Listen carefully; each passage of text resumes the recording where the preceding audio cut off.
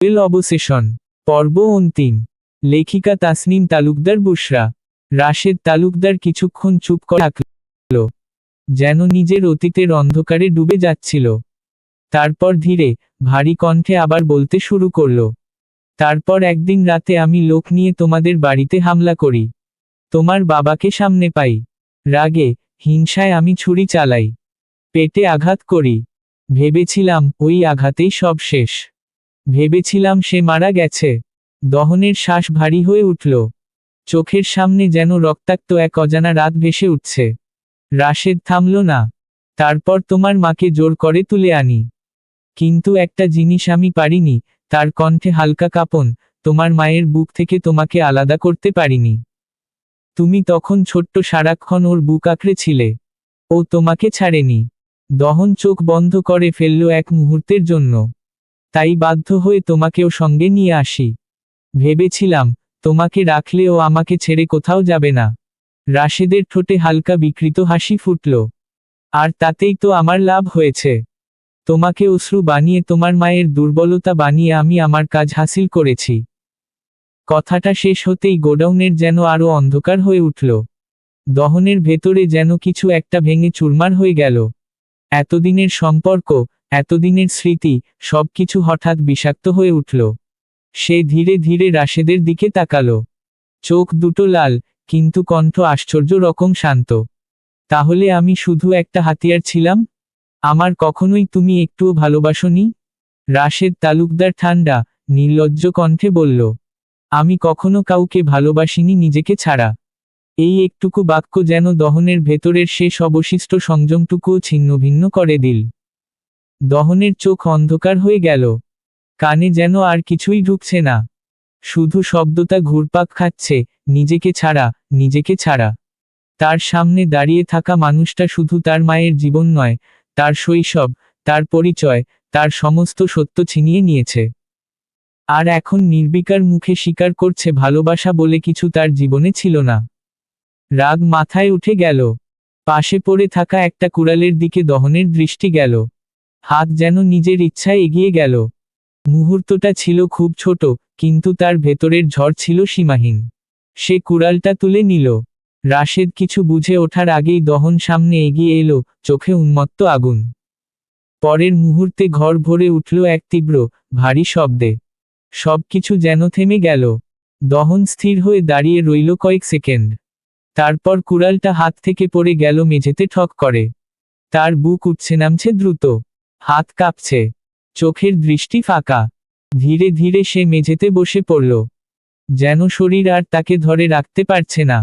রাশেদ তালুকদারের দেহ সামনে দুই খণ্ড হয়ে পড়ে আছে। দহন কাঁপা কণ্ঠে ফিসফিস করে বলল, আমাকে এভাবে অন্ধকারে রাখলেন কেন? আমার পরিচয় লুকিয়ে আমার জীবনটা এভাবে কেন শেষ করলেন? চোখ বেয়ে জল গড়িয়ে পড়ছে। আমার জীবন তো এরকম হওয়ার কথা ছিল না। আমি তো শুধু একটা স্বাভাবিক জীবন চেয়েছিলাম। জঙ্গলের সেই নির্জন বাড়িতে এখন শুধু এক মানুষের ভাঙা কান্না প্রতিধ্বনিত হচ্ছে। রাগের আগুন নিভে গেছে, পড়ে আছে শুধু ছাই, অনুতাপ, আর শূন্যতা। দহন বুঝতে পারল, প্রতিশোধ হয়তো নেওয়া যায়, কিন্তু হারানো জীবন আর হারানো শৈশব কোনোদিন ফিরে আসে না। আর সেই মুহূর্তে সে প্রথমবার সত্যিকারের একা হয়ে গেল। রাত প্রায় 11টা। বাড়ির বিশাল ফটক পেরিয়ে ভেতরে ঢুকতেই দহনের মনে হলো, আজ বাড়িটা যেন অচেনা। এত বড় বাড়ি, অথচ কোথাও কোনো শব্দ নেই। না কারো পায়ের আওয়াজ, না কারো কণ্ঠস্বর। শুধু নিস্তব্ধতা। ভারী, চাপা, শ্বাসরুদ্ধ করা নিস্তব্ধতা। দহনের বুকটা হুহু করে উঠল। মা নেই, বাবা নেই। এই বিশাল বাড়ির ভেতর সে যেন একেবারে নিঃস্ব, শূন্য। নিজেরই জীবনে সে যেন অতিথি। ধীরে ধীরে সিঁড়ি বেয়ে উপরে উঠল সে। প্রতিটা ধাপ যেন আজ আরো ভারী। পা উঠছে, কিন্তু মনে হচ্ছে বুকের ভেতরটা ভেঙে যাচ্ছে। রুমের দরজা আস্তে করে খুলতেই দেখল, মেহরিন খাটের এক কোণে বসে আছে। হাত মুঠো করে, চোখ দুটো দরজার দিকেই স্থির। দহনকে দেখেই সে হঠাৎ উঠে দাঁড়ালো। চোখে স্বস্তি আর উদ্বেগ একসাথে ঝলকে উঠল। কোনো কথা না বলে দৌড়ে এসে তাকে জড়িয়ে ধরতে চাইল।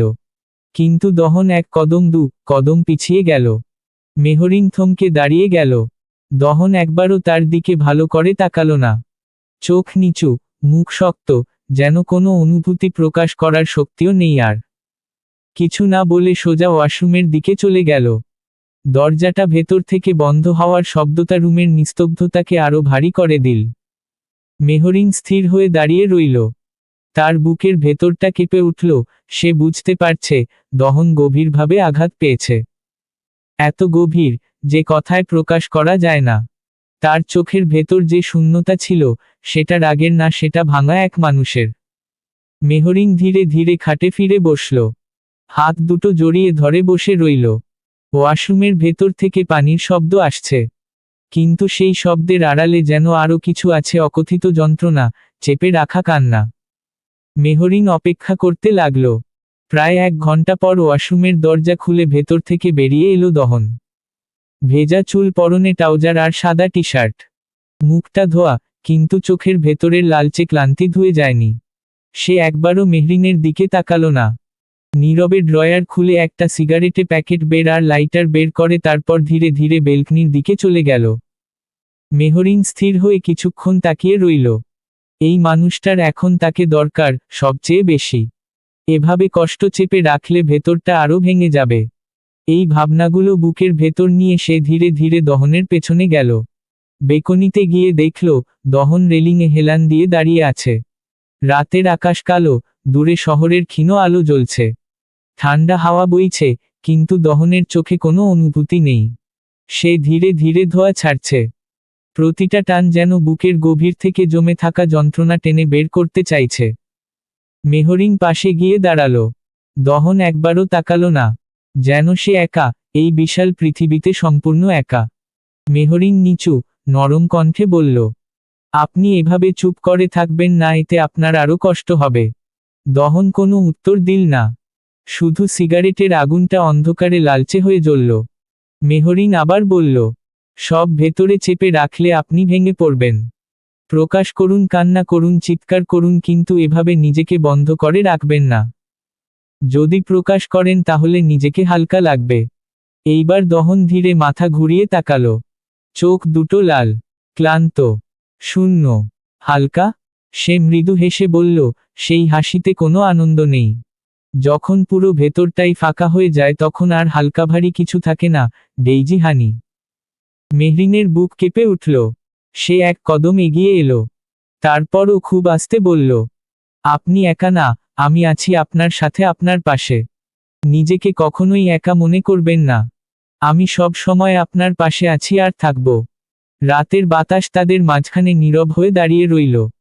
দহনের হাতের সিগারেট ধীরে ধীরে শেষ হয়ে আসছে, ঠিক যেমন তার ভেতরের সব শক্তি, সব স্থিরতা, সব প্রতিরোধ। দহন তবুও কিছু বলল না। তার চোখ আবার দূরের অন্ধকারে স্থির হয়ে গেল, যেন শহরের আলো পেরিয়ে আরো গভীর কোনো শূন্যতার দিকে তাকিয়ে আছে। মেহরিনের বুকটা হালকা কেঁপে উঠল। সে আরেকটু কাছে আসলো দহনের, তারপর নিচু কণ্ঠে বলল, এভাবে চুপ করে থাকবেন না প্লিজ। তার কণ্ঠে অনুনয়, আপনাকে চুপ করে নয়, কথা বলায় মানায়। আপনি যখন চুপ থাকেন তখন আরো ভয় লাগে। দহন নিশ্চুপ।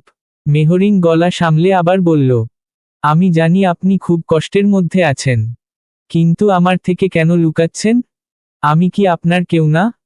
একটু থেমে সে কাপা গলায় যোগ করল, তাহলে কি ধরে নেব আমরা আলাদা মানুষ? আমরা এখনো এক হতে পারিনি? আমাদের সম্পর্ক নড়বড়ে? শেষ কথাটা বলতে গিয়ে তার চোখ ভিজে উঠল। রাতের হাওয়া হঠাৎ আরো ঠান্ডা লাগতে শুরু করল। দহন ধীরে হাতে থাকা সিগারেটখানা মেঝেতে ফেলে পা দিয়ে চাপা দিল। ছোট্ট আগুনটা নিভে গেল, কিন্তু তার চোখে অন্য এক আগুন জ্বলে উঠল। তারপর সে হঠাৎ ঘুরে দাঁড়ালো। মেহরিনের দিকে তাকালো গভীরভাবে, এবার প্রথমবারের মতো পুরো মন দিয়ে। তারপর এক ঝটকা এগিয়ে এসে মেহরিনের 2 হাত নিজের 2 হাতে শক্ত করে আঁকড়ে ধরল। সেই ধরায় স্পর্শে রাগ নেই, আছে আতঙ্ক, আছে হারানোর ভয়। দহন কিছুক্ষণ চুপ করে রইল।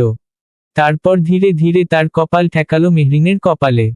রাতের বাতাসে মেহরিনের চুল উড়ছে, আর দহনের শ্বাস ভারী হয়ে এসে মিশছে তার গালে। হঠাৎ খুব নিচু, ভাঙা কণ্ঠে দহন বলল, আমি যদি এই বাড়ির ছেলে না হই তাহলে কি তুই আমাকে ছেড়ে যাবি, ডেইজি হানি? কথাটা বলার সময় তার কণ্ঠে এমন এক ভয় ছিল যেন সে ইতিমধ্যে সব হারিয়েছে, এখন শুধু এই একজন মানুষকে আঁকড়ে ধরে বেঁচে আছে। মেহরিন একটু সরে এসে তার চোখের দিকে তাকালো। চোখ দুটো লাল, ক্লান্ত, কিন্তু ভেতরে একটা শিশুসুলভ আতঙ্ক। মেহরিন ধীরে বলল, আপনি যেমনই হন না কেন আমি আপনার সাথেই থাকব। দহন স্থির হয়ে শুনছে। মেহরিন আরও বলল, আপনার পরিচয় দিয়ে আমি কি করব? আমার তো আপনার সাথে বিয়ে হয়েছে। আপনি মানুষটা কেমন, এটাই আমার জানা দরকার। আপনি কোথায় জন্মেছেন, কোন বাড়ির ছেলে, এসব দিয়ে আমার কি হবে? তার কণ্ঠ এবার দৃঢ়, আমি আপনার পাশে আছি স্ত্রী হিসেবে। নাম, পরিচয়, রক্ত, এসব দিয়ে তো সম্পর্ক টিকে না। সম্পর্ক টিকে থাকে বিশ্বাসে। দহনের বুকের ভেতর কিছু একটা নড়ে উঠল। সে ধীরে বলল, তবুও তোর জানা দরকার সবকিছু। মেহরিন ধীরে দহনের থেকে নিজের হাত ছাড়িয়ে নিল না, বরং আরও নরমভাবে আঁকড়ে ধরে মৃদু স্বরে বলল, আপনি আগে বসুন তো, বলেই দহনকে টেনে বেলকনির দোলনায় বসালো। দোলনাটা হালকা শব্দ করে দুলে উঠল। তারপর মেহরিন নিজেও তার পাশে এসে বসল। জনের কাঁধ ছুঁয়ে আছে, কিন্তু মাঝখানে জমে থাকা ভারী কথাগুলো এখনো অমীমাংসিত। মেহরিন গভীর শ্বাস নিয়ে বলল, এবার বলুন। দহন কিছুক্ষণ চুপ করে থাকল, যেন শব্দগুলো গুছিয়ে নিতে সময় লাগছে। তারপর খুব ধীরে, থেমে থেমে, সে সব খুলে বলতে শুরু করল। তার শৈশবের লুকানো সত্য, রাশেদের স্বীকারোক্তি, মায়ের অতীত, রক্তের সম্পর্কের ভাঙন আর নিজের হাতের করা সেই ভয়ঙ্কর কাজ। প্রতিটা কথা যেন বুক চিরে বের হচ্ছে। কণ্ঠ কখনো ভারী হয়ে আসছে, কখনো শুকিয়ে যাচ্ছে। মাঝে মাঝে সে থেমে যাচ্ছে, যেন নিজেরই বলা কথায় শ্বাস আটকে যাচ্ছে। মেহরিন একটাও কথা না বলে শুনছে। তার চোখে জল জমেছে, কিন্তু সে বাধা দিচ্ছে না। এই মানুষটার আজ সব উগরে দেওয়া দরকার। শেষে দহনের কণ্ঠ ভেঙে এলো, আমি জানি না আমার জীবনটা এখন কোথায় দাঁড়িয়ে আছে। নীরবতা নেমে এলো। দোলনাটা আস্তে আস্তে দুলছে। রাতের বাতাস ঠান্ডা, কিন্তু তাদের জনের শ্বাস গরম। মেহরিন ধীরে দহনের হাত নিজের দুই হাতে নিল। তার আঙুলগুলো ঠান্ডা হয়ে আছে। তারপর সে স্পষ্ট স্বরে বলল, আপনার এখানে কোনো দোষ নেই, আপনাকে তো বলির পাঠা বানানো হয়েছিল। ছোট্ট একটা বাচ্চাকে ব্যবহার করে বড়দের স্বার্থ হাসিল করা হয়েছে। এতে আপনার কি দোষ? তার কণ্ঠে এবার দৃঢ়তা। আপনি কিভাবে ভাবলেন এসবের জন্য আমি আপনাকে ছেড়ে যাব? আপনি কি খারাপ মানুষ? আপনি কি ইচ্ছে করে এসব করেছেন? আর আপনি চাইলেই নতুন ভালো জীবন যাপন শুরু করতে পারেন। দহন বিষণ্ণ এক হাসি দিল। সেই হাসিতে ক্লান্তি আছে, পরাজয় আছে, আর আছে নিজের ওপর গভীর অবিশ্বাস। তারপর ধীরে আওড়ালো, আমি চাইলেই নর্মালভাবে জীবন যাপন করতে পারি না, ডেইজি হানি, আমি অন্ধকারে ডুবে আছি। সেখান থেকে বের হতে চাওয়া মানেই মৃত্যু। তার কণ্ঠে অতিরঞ্জন নেই, আছে বাস্তবের কঠিন ভার। সে জানে, তার চারপাশে জট পাকানো সত্য, অপরাধ, প্রতিশোধ, এসব থেকে সরে আসা এত সহজ না। মেহরিন চুপ করে শুনল, প্রতিবাদ করল না এবার। শুধু তার দিকে তাকিয়ে রইল, একজন মানুষের দিকে, যে নিজেকে অন্ধকারের সঙ্গে বেঁধে ফেলেছে। হঠাৎ দহন নিচু স্বরে বলল, তোমার উরুতে একটু শুয়ে থাকি? প্রশ্নটা ছিল অনুমতির, আশ্রয়ের, ভরসার। মেহরিন নিঃশব্দে মাথা নেড়ে সম্মতি দিল। দহন এক সেকেন্ড সময় নষ্ট করল না। ধীরে শরীর নামিয়ে তার উরুর ওপর মাথা রাখল। তারপর মুখটা গুজে দিল মেহরিনের পেটের কাছে, যেন কোনো ঝড়ের ভেতর থেকে আশ্রয় খুঁজে পাওয়া শিশু। তার গরম নিঃশ্বাস কাপড় ভেদ করে মেহরিনের ত্বকে এসে লাগল। হঠাৎ মেহরিনের ছোট্ট দেহটা কেঁপে উঠল, কিন্তু সেটা অস্বস্তিতে নয়, বরং হঠাৎ এসে পড়া আবেগের ভারে। দহন চোখ বন্ধ করে ফেলেছে। তার দুই হাত ধীরে মেহরিনের দুই পাশে স্থির হল। শক্ত মানুষটার ভেতরে এই মুহূর্তে যে ক্লান্ত, বিধ্বস্ত মানুষটা লুকিয়ে আছে, সে আজ প্রথমবার মাথা রাখার জায়গা পেয়েছে। মেহরিন ধীরে ধীরে দহনের চুলের ভেতর আঙুল চালাতে লাগল। তার স্পর্শে কোনো তাড়াহুড়া নেই, শুধু স্নেহ, শুধু আশ্বাস। তারপর নরম কণ্ঠে বলল, আপনি চিন্তা করবেন না, সব ঠিক হয়ে যাবে। এখন হয়তো সব এলোমেলো লাগছে, কিন্তু সময়ের সাথে সব গুছিয়ে যাবে। যা হয়, ভালোর জন্যই হয়। আল্লাহ যা করেন, ভালো জন্যই করেন। দহন চোখ বন্ধ রেখেই শুনছিল। তার বুকের ভেতরটা এখনো ভারী, কিন্তু মেহরিনের কণ্ঠ যেন সেই ভারের ওপর ধীরে ধীরে তুলোর মতো নরম কিছু বিছিয়ে দিচ্ছে। হঠাৎ দহন মেহরিনের কোমর আরো শক্ত করে জড়িয়ে ধরল, এমনভাবে যেন ভয় পাচ্ছে ছেড়ে দিলে হারিয়ে যাবে। তার কণ্ঠ ভেঙে এলো, আমি এতিম হয়ে গেছি, আমার কেউ নেই, ডেইজি হানি। মেহরিনের আঙুল থেমে গেল এক মুহূর্তের জন্য। দহন আরো নিচু স্বরে বলল, তুই আমাকে ছেড়ে যাস না, তাহলে আমার আর কেউ থাকবে না, আমি পুরোপুরি একা হয়ে যাব। এই প্রথমবার তার কণ্ঠে সেই শক্ত দহনের বদলে একটা অসহায় শিশুর সুর ফুটে উঠল, যে সব হারিয়ে এখন সে শ্বাসটুকু আঁকড়ে আছে। মেহরিনের চোখ ভিজে উঠল। মেহরিন নিচু হয়ে দহনের মাথার পাশে গাল ছুঁয়ে বলল, আপনি এতিম কে বলল? আমি আছি না? আমি কি আপনার কেউ না? মনে রাখবেন, আপনার স্ত্রী সব সময় আপনার পাশে থাকবে, যে কোনো পরিস্থিতিতে, সুখে দুঃখে, আলোতে অন্ধকারে। নিজেকে কখনোই একা ভাববেন না। দহনের মাথাটা এখনো তার উরুতেই রাখা। মেহরিন দুই হাতে আলতো করে দহনের মাথা আগলে রাখল, যেন সে কোনো ঝড় থেকে কাউকে রক্ষা করছে। আবারও নরম কিন্তু দৃঢ় স্বরে বলল, আর একটা কথা ভালো করে মনে রাখবেন, আমি আপনাকে ছাড়ছি না। আপনি আমাকে যদি ছেড়ে দিতেও চান, তবুও আমি আপনাকে শক্ত করে ধরে থাকব, যাতে আমাকে আপনার জীবন থেকে সরাতে না পারেন। বুঝছেন? এই কথাগুলো দহনের বুকের ভেতর কোথাও গিয়ে আঘাত করল, কিন্তু সে আঘাত ব্যথার না, বরং বাঁচার। তারপর দহন ধীরে কাঁপা কিন্তু নিশ্চিত কণ্ঠে বলল, আমি কখনোই এরকম কিছু করব না, ডেইজি হানি। একটু থেমে, যেন শব্দগুলো ঠিক করে বেছে নিয়ে আবার বলল, কারণ তুমি আমার নিঃশ্বাস, আর নিঃশ্বাস ছাড়া কি বাঁচা যায়? মেহরিনের ঠোঁট কেঁপে উঠল, চোখের কোণে জমে থাকা জল এবার আর আটকাতে পারল না। মেহরিন ধীরে ঝুঁকে দহনের কপালে একটা দীর্ঘ, স্থির চুমু দিল। চুমুটায় ছিল আশ্বাস, ছিল ভালোবাসা, ছিল নীরব প্রতিজ্ঞা। তারপর নরম স্বরে বলল, আচ্ছা এখন একটু ঘুমান, ঘুমালে একটু ভালো লাগবে, মাথাটা একটু শান্ত হবে। দহন তার দিকে তাকিয়ে রইল, চোখে ক্লান্তি, কিন্তু সেই ক্লান্তির ভেতর এক অদ্ভুত শিশুসুলভ নির্ভরতা। হঠাৎ খুব নিচু স্বরে বলল, আমাকে ছেড়ে যাবি না, প্রমিজ কর। মেহরিন অবাক হয়ে তাকালো, তারপর হালকা হেসে বলল, আপনি যে একদম বাচ্চাদের মতো করছেন, জানেন? দহন গম্ভীর মুখেই বলল, যাই করি তুই প্রমিজ কর। এইবার তার কণ্ঠে জেদ নেই, আছে ভয়। এমন ভয় যে মানুষ একবার সব হারিয়েছে, সে আবার হারানোর সম্ভাবনাও সহ্য করতে পারে না। মেহরিনের হাসি মিলিয়ে গেল।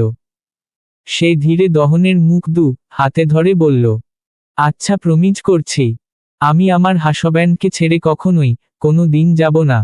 কথাগুলো সে মজা করে বললেও কণ্ঠে ছিল অটল নিশ্চয়তা। দহন ধীরে ধীরে চোখ বন্ধ করল, যেন এই একটা বাক্য তার বুকের ভেতর জমে থাকা ঝড়কে একটু শান্ত করে দিল। মেহরিন দোলনায় হেলান দিয়ে বসে রইল, আর দহনের মাথায় আলতো করে হাত বুলিয়ে দিতে লাগল। তার আঙুলগুলো ধীরে ধীরে দহনের চুলে ঘুরে বেড়াচ্ছে, একটা ছন্দে, একটা মমতায়। দহনের শ্বাস ধীরে ধীরে ভারী থেকে নিয়মিত হয়ে এলো। রাতের আকাশে চাঁদ আধো মেঘে ঢাকা। বেলকনির বাতাসে হালকা শীত, কিন্তু তাদের জনের মাঝখানে উষ্ণতা। একজন মানুষ অবশেষে ঘুমিয়ে পড়ছে, অন্ধকার, অপরাধবোধ, হারানোর যন্ত্রণা নিয়ে। আর আরেকজন মানুষ জেগে আছে, তার পাহারায়। কারণ কখনো কখনো ভালোবাসা মানে শুধু শক্ত করে ধরে রাখা না, ভালোবাসা মানে কারো ঘুমের নিরাপত্তা হয়ে থাকা। সেদিনের সেই দীর্ঘ রাতের পর কেটে গেছে 1 মাস।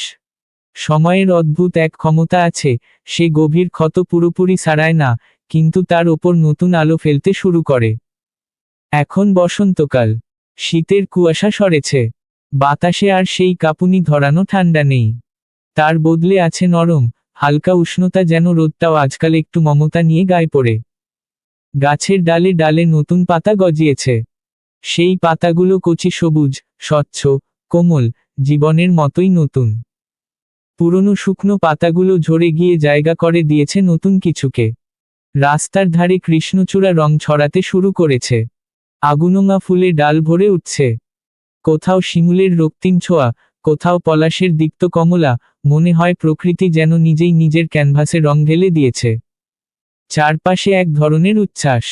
হালকা বাতাস বয়ে যায়, চুল উড়িয়ে দেয়, ওড়না দোলায়, মনেও এক অদ্ভুত নরম অনুভূতি এনে দেয়। মাঝে মধ্যে আকাশে কালো মেঘ জমে, কালবৈশাখীর আগমনী ইঙ্গিত।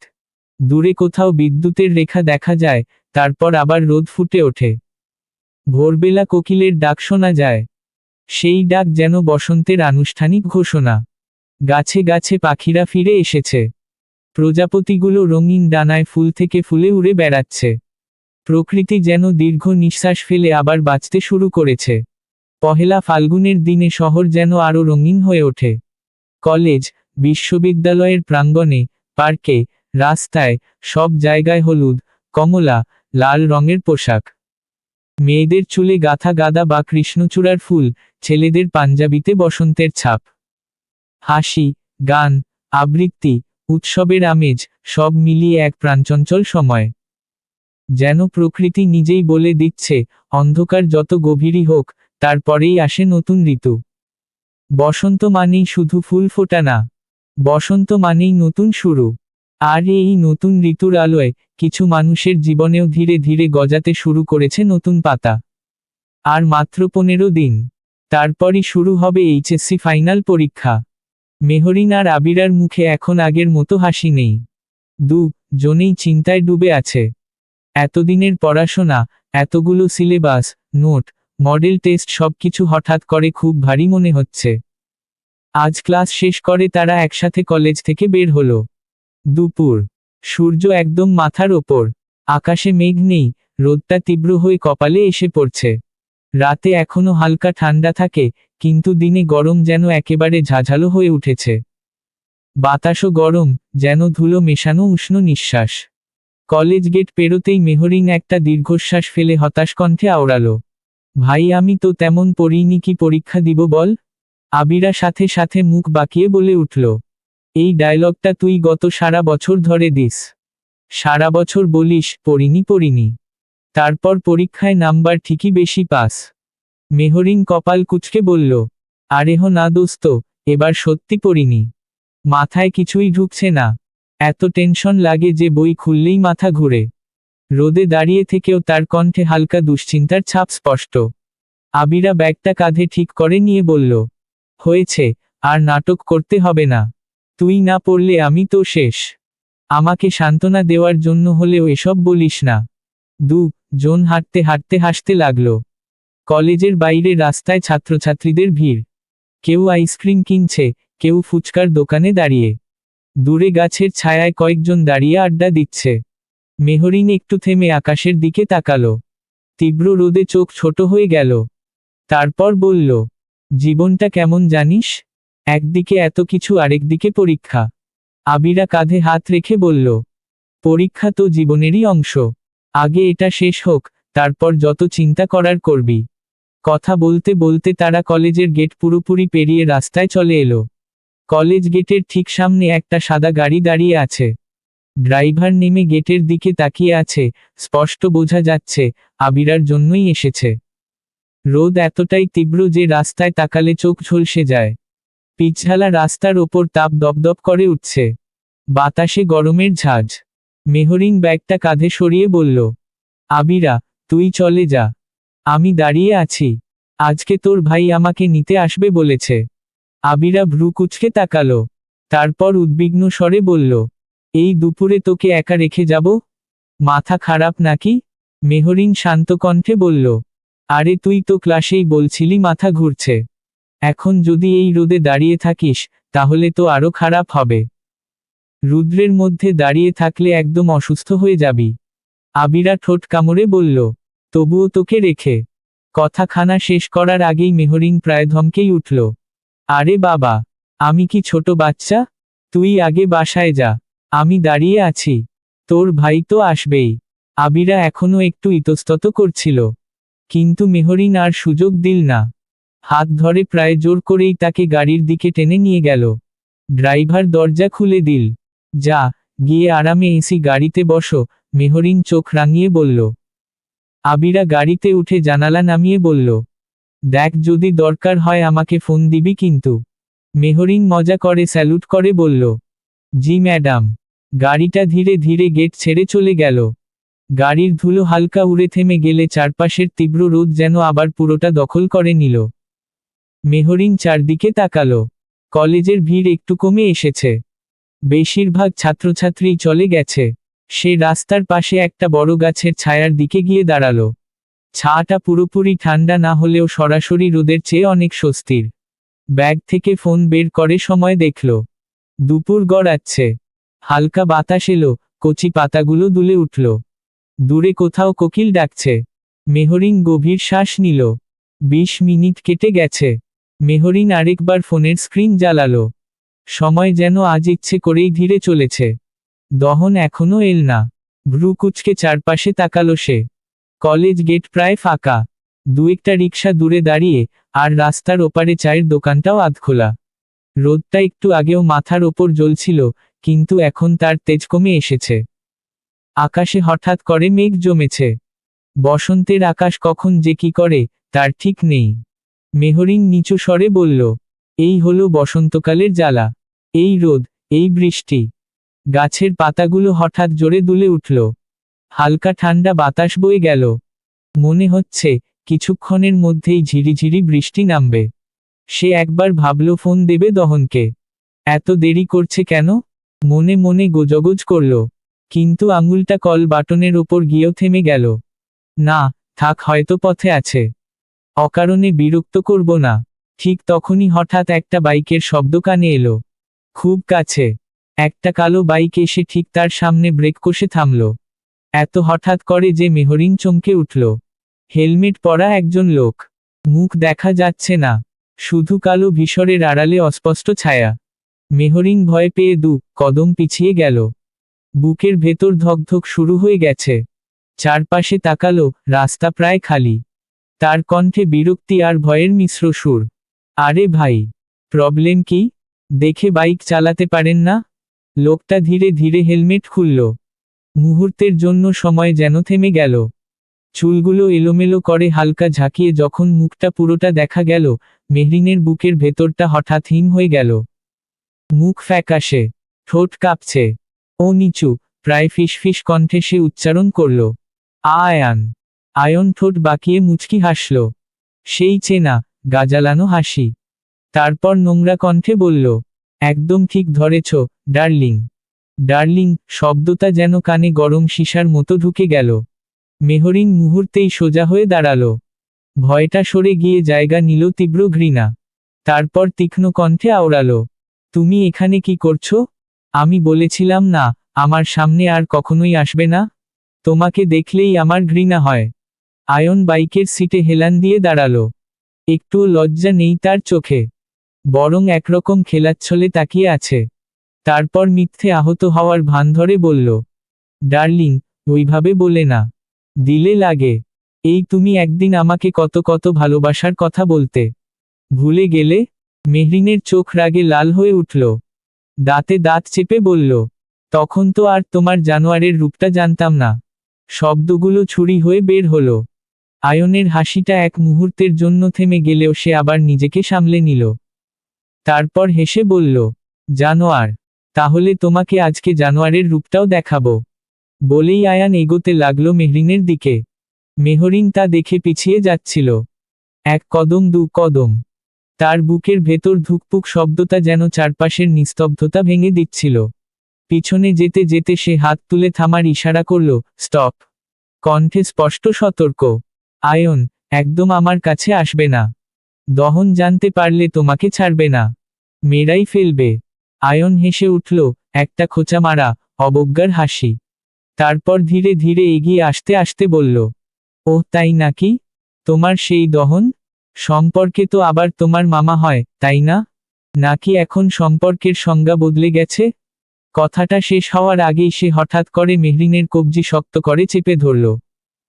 তারপর রাশভারী কণ্ঠে ঝুঁকে ফিসফিস করে বলল, আচ্ছা ডার্লিং, আমার থেকে ওই দহন বেশি তোমাকে সুখ দেয়? যার জন্য আমাকে এভাবে এভয়েড করছো? তুমি চিন্তা করো না, আমার পারফরমেন্স অনেক ভালো, দেখো ওই দহনের থেকে বেশি সুখ দিব। মুহূর্তেই মেহরিনের চোখে আগুন জ্বলে উঠল। ব্যথায় তার কবজি লাল হয়ে উঠছে, তবু সে দাঁত চেপে চিৎকার করে উঠল, আমাকে ছাড়, জানোয়ার। তোর লজ্জা করে না এসব নোংরা কথা বলতে? আয়ন আরও শক্ত করে ধরতেই সে ঝাঁকুনি দিয়ে হাত ছাড়ানোর চেষ্টা করল। পরমুহূর্তেই আবার মেহরিন এবার তীব্র ঘৃণায় বলে উঠল, ওহ, লজ্জা? তোর তো লজ্জা বলে কিছু নেই। যে ছেলে প্রতি রাতে মেয়ে পাল্টায়, তার মুখে আবার ভালোবাসার কথা। আয়নের চোখ মুহূর্তেই কঠিন হয়ে উঠল। চোয়াল শক্ত। Mind your words, Mehreen. বৃষ্টি হঠাৎই ঝাঁপিয়ে নামল। মুহূর্তের মধ্যে জনেই ভিজে একাকার। মেহরিনের ওড়না কাঁধ থেকে সরে গিয়ে গায়ে লেপ্টে আছে, চুল ভিজে চোখমুখ ঢেকে দিচ্ছে। রাস্তাটা ফাঁকা, কেউ নেই, কোনো শব্দ নেই, শুধু টিনের ছাউনি আর গাছের পাতায় বৃষ্টির ঝমঝম আওয়াজ।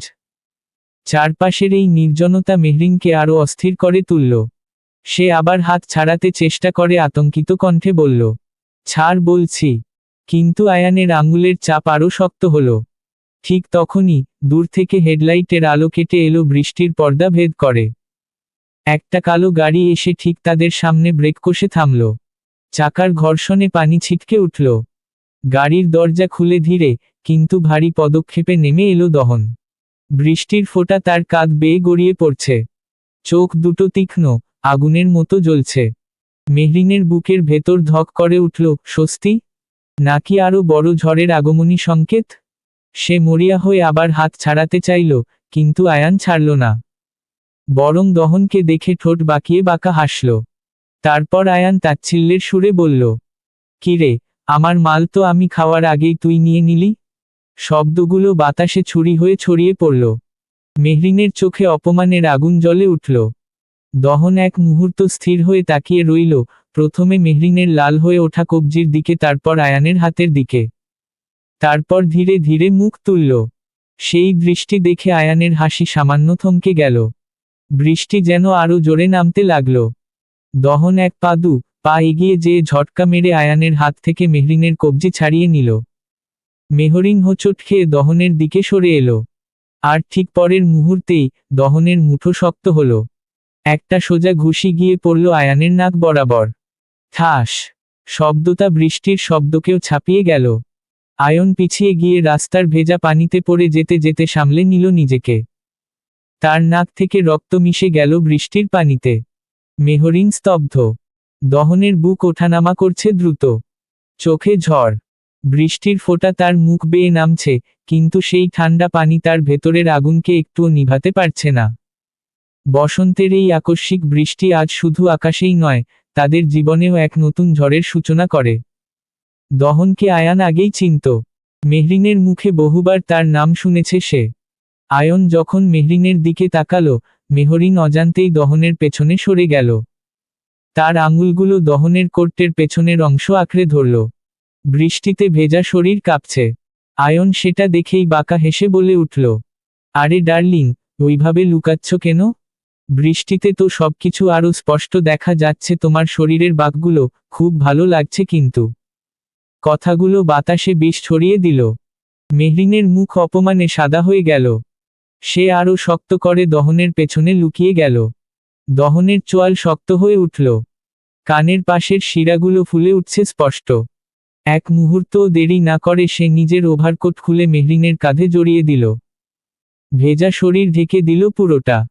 তারপর নরম কিন্তু দৃঢ় গলায় বলল, গাড়িতে গিয়ে বসো। মেহরিন একবার তার দিকে তাকালো, চোখে ভরসা, ভয় আর অশ্রুর মিশ্র ছায়া। দহন দরজা খুলে তাকে ভেতরে বসিয়ে দিল। দরজা বন্ধ করার সময় তার হাতটা 1 সেকেন্ড বেশি সময় ধরে রাখল, নিঃশব্দ আশ্বাসের মতো। তারপর ধীরে ধীরে ঘুরে দাঁড়ালো। এবার সামনে শুধু আয়ান। বৃষ্টি আরও জোরে পড়ছে। রাস্তার ওপর পানির স্তর জমে গেছে।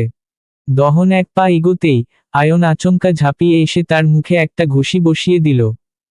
অপ্রস্তুত ছিল দহন। আঘাতে সে 2 কদম পিছিয়ে গেল। ঠোঁটের কোণ ফেটে রক্তের স্বাদ পেল। আয়ন হাঁপাতে হাঁপাতে বলল, হিরো সাজার চেষ্টা করিস না। ও আগে আমার ছিল। দহন ধীরে ধীরে মাথা তুলল। তার চোখে এখন আর শুধু রাগ নেই, আছে ভয়ঙ্কর স্থিরতা। বৃষ্টি তার মুখ বেয়ে নামছে, কিন্তু চোখের আগুন নিভছে না। সে জিভ দিয়ে ঠোঁটের রক্ত ছুঁয়ে নিল। তারপর মুঠো শক্ত করল। তারপর নিচু, ভারী কণ্ঠে বলল, ছিল এখন নয়। আয়ন ঠোঁট বাঁকিয়ে বলল, হতে কতক্ষণ? বৃষ্টির শব্দ যেন হঠাৎ আরো ভারী হয়ে উঠল। দহন আর এক সেকেন্ডও নিজেকে ধরে রাখতে পারল না। 2 কদম এগিয়ে একটা প্রবল ঘুষি সোজা গিয়ে লাগলো আয়ানের মুখে। আয়ন প্রস্তুত ছিল না।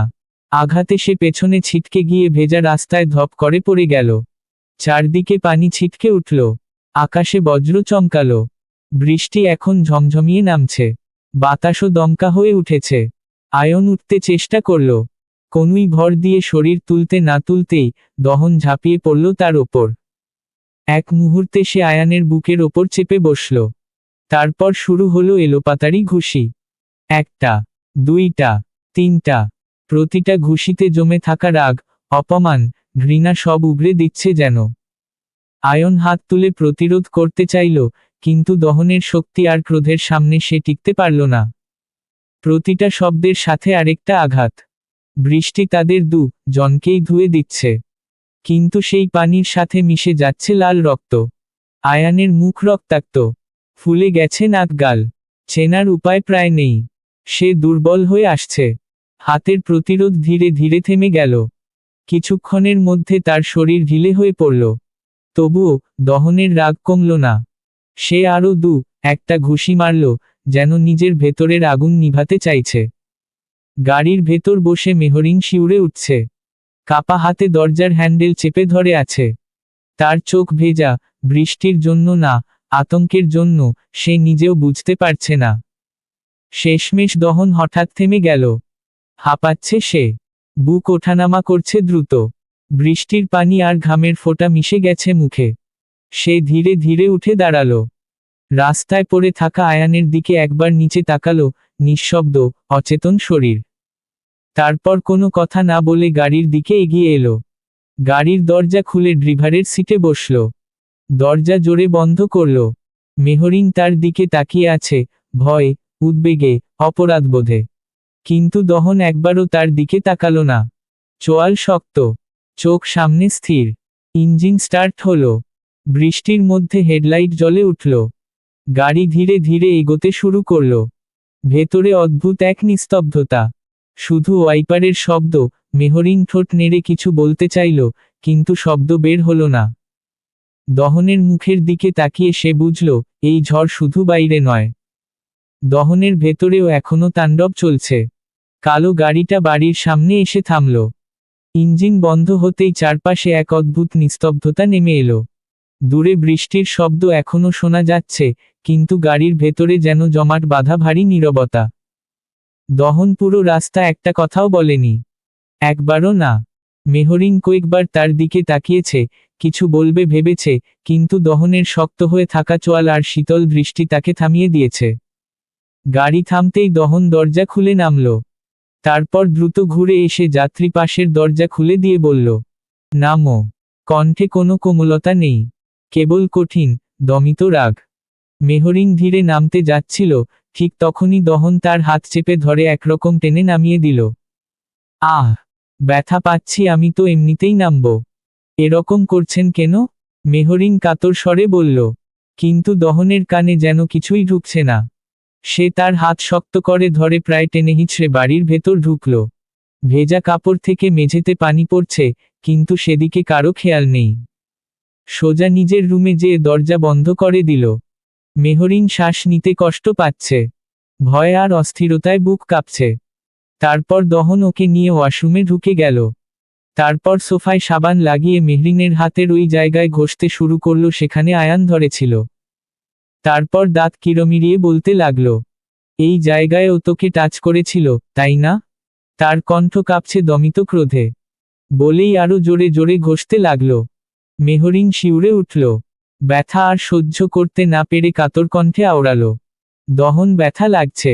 দহন তাকালো মেহরিনের দিকে, ওর চোখ দুটো অদ্ভুত লালচে, রাগে, অপমানে, নাকি ভেতরের যন্ত্রণায়, বোঝা মুশকিল। মেহরিন তা দেখে মাথা নিচু করে ফেলল। ওর সাহস নেই দহনের এরকম চোখের দিকে তাকিয়ে থাকার।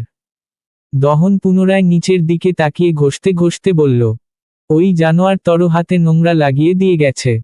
তর হাতে আমি কোনো প্রকাশ নোংরা থাকবে না। সব নোংরা আমি মুছে পরিষ্কার করে ফেলব। মেহরিনের চোখ ভরে উঠল পানিতে। এটা সেই আগের পরিচিত দহন। অতিরিক্ত রাগে অন্ধ, আহত অহংকারে জ্বলতে থাকা একজন মানুষ। মেহরিন ফুঁপিয়ে উঠে কাপা গলায় বলল, এতে তো আমি ব্যথা পাচ্ছি, এভাবে কি কেউ নোংরা পরিষ্কার করে? দয়া করে ছেড়ে দিন, আমি অনেক ব্যথা পাচ্ছি, আর সহ্য করতে পারছি না। দহন যেন নিজের ভেতরের আগুনটাকে সাবানের ফেনায় ডুবিয়ে নিভিয়ে ফেলতে চাইছে। মেহরিনের কবজি সে এমনভাবে ঘষছে, যেন সত্যিই কারো স্পর্শের চিহ্ন মুছে ফেলতে পারবে। লাল হয়ে উঠেছে ত্বক, কোথাও কোথাও রক্তিম ছোপ ফুটে উঠছে। দহন দাঁত চেপে বলল, আমার পার্সোনাল মানুষের দিকে কেউ চোখ তুলে তাকালে তার চোখ আমি তুলে দেব। আর ও তোকে হাত দিয়ে ধরেছে, আমি কিভাবে শান্ত থাকব? বল, পারিস তুই বলতে? শেষ কথাটা প্রায় ধমকের মতো ছুড়ে দিল। মেহরিন কেঁপে উঠল, তার চোখে ভয় স্পষ্ট, কাঁধ কাঁপছে কান্নায়। দহনের ভেতরে যে ঝড় চলছে, সেটা যুক্তির চেয়ে অনেক বেশি তীব্র। প্রায় আধা ঘন্টা অবিরাম ঘষতে ঘষতে হাতটা প্রায় আগুনের মতো লাল হয়ে গেছে। মেহরিন ব্যথায় শ্বাস টানছে, তবু চুপ করে সহ্য করছে। মাঝে মাঝে শুধু ফুঁপিয়ে উঠছে। অবশেষে দহনের হাত থামল। তার বুক ওঠানামা করছে দ্রুত, হাত দুটো কাঁপছে। মেহরিন মুখে দুই হাত চাপা দিয়ে কাঁদছে, ভেজা চুল কপালে লেগে আছে। হঠাৎ দহন ঝর্ণার কলটা পুরো খুলে দিল। ঝোড়ো ঝোড়ো শব্দে পানি পড়তে লাগলো দুইজনের শরীরে। মেহরিনের গায়ে এমনিতেই বৃষ্টির ভেজা কাপড়, এখন আবার ঠান্ডা ঝর্ণা পানি। পানি তার মাথা বেয়ে, কাঁধ বেয়ে নেমে যাচ্ছে। শরীর কাঁপতে শুরু করলো, শীত লাগছে, দাঁত কাঁপছে হালকা। ঝর্ণার পানি একটানা ঝরে পড়ছে। বাইরের বৃষ্টির বাতাসে আলো ম্লান। জনের শরীর থেকে পানি গড়িয়ে পড়ছে মেঝেতে। হঠাৎই দহন এগিয়ে এসে মেহরিনের কোমর জড়িয়ে ধরল। একটা টান আর সে পুরোপুরি দহনের বুকের সঙ্গে লেপ্টে গেল।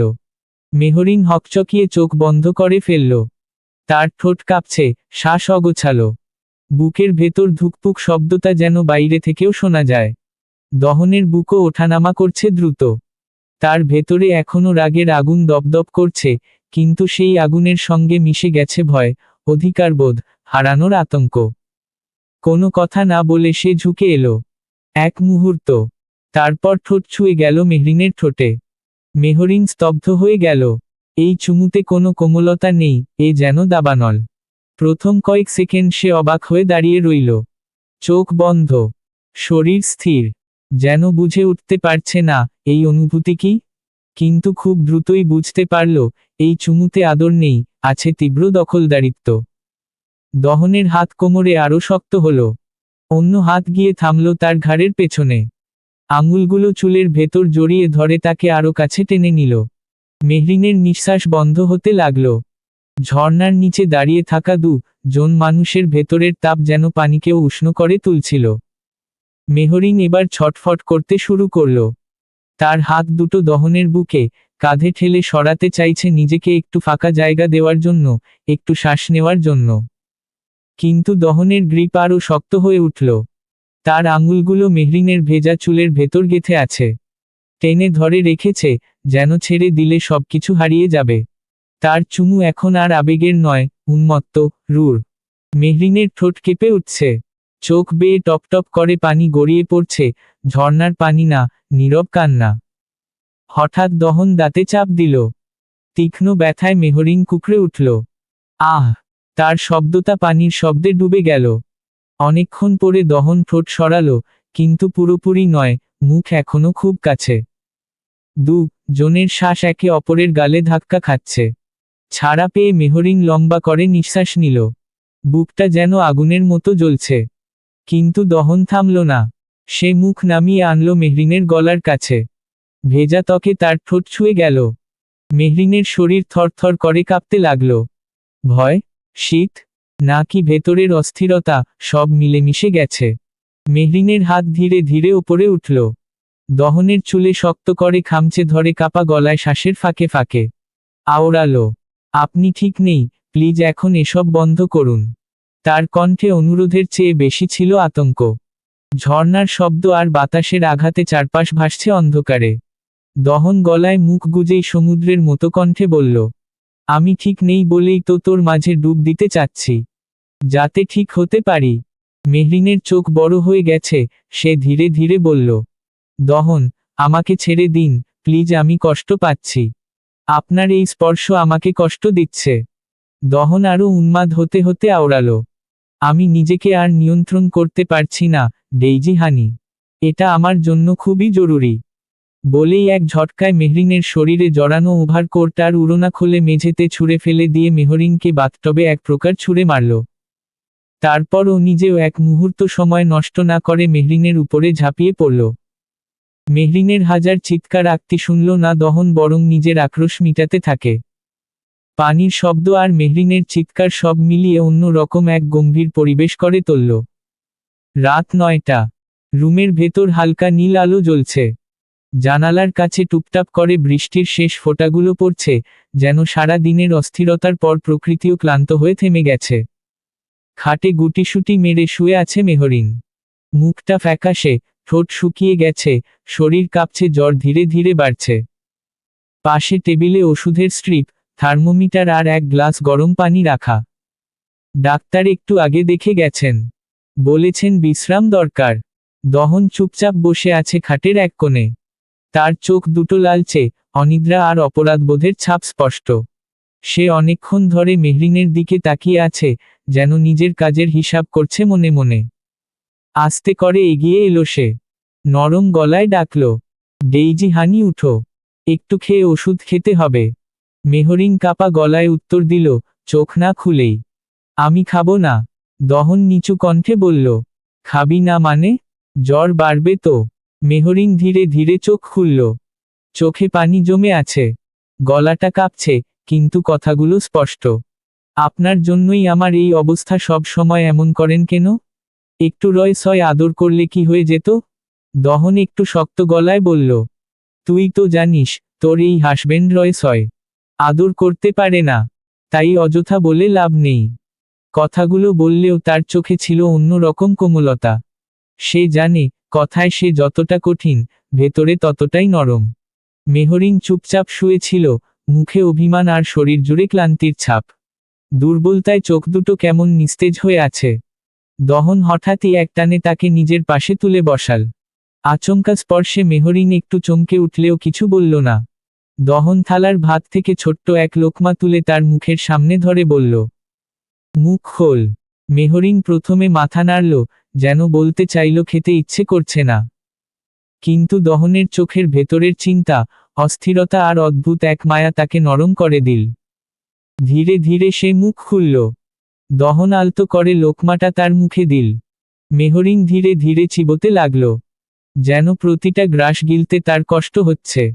দহন চুপচাপ তাকিয়ে রইল তার দিকে।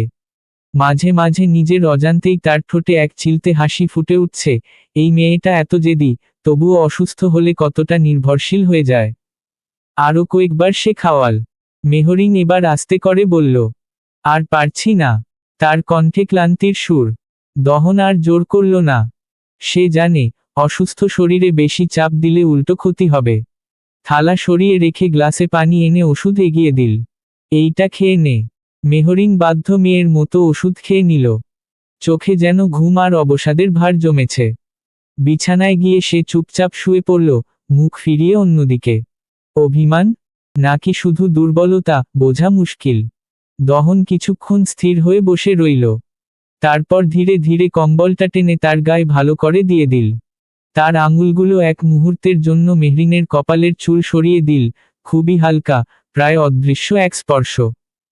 মুখে সে হয়তো বলতে পারে না, আমি তোকে খুব ভালোবাসি, কিন্তু তার প্রতিটা ছোট ছোট যত্নে সেই কথাটাই নিঃশব্দে লেখা থাকে।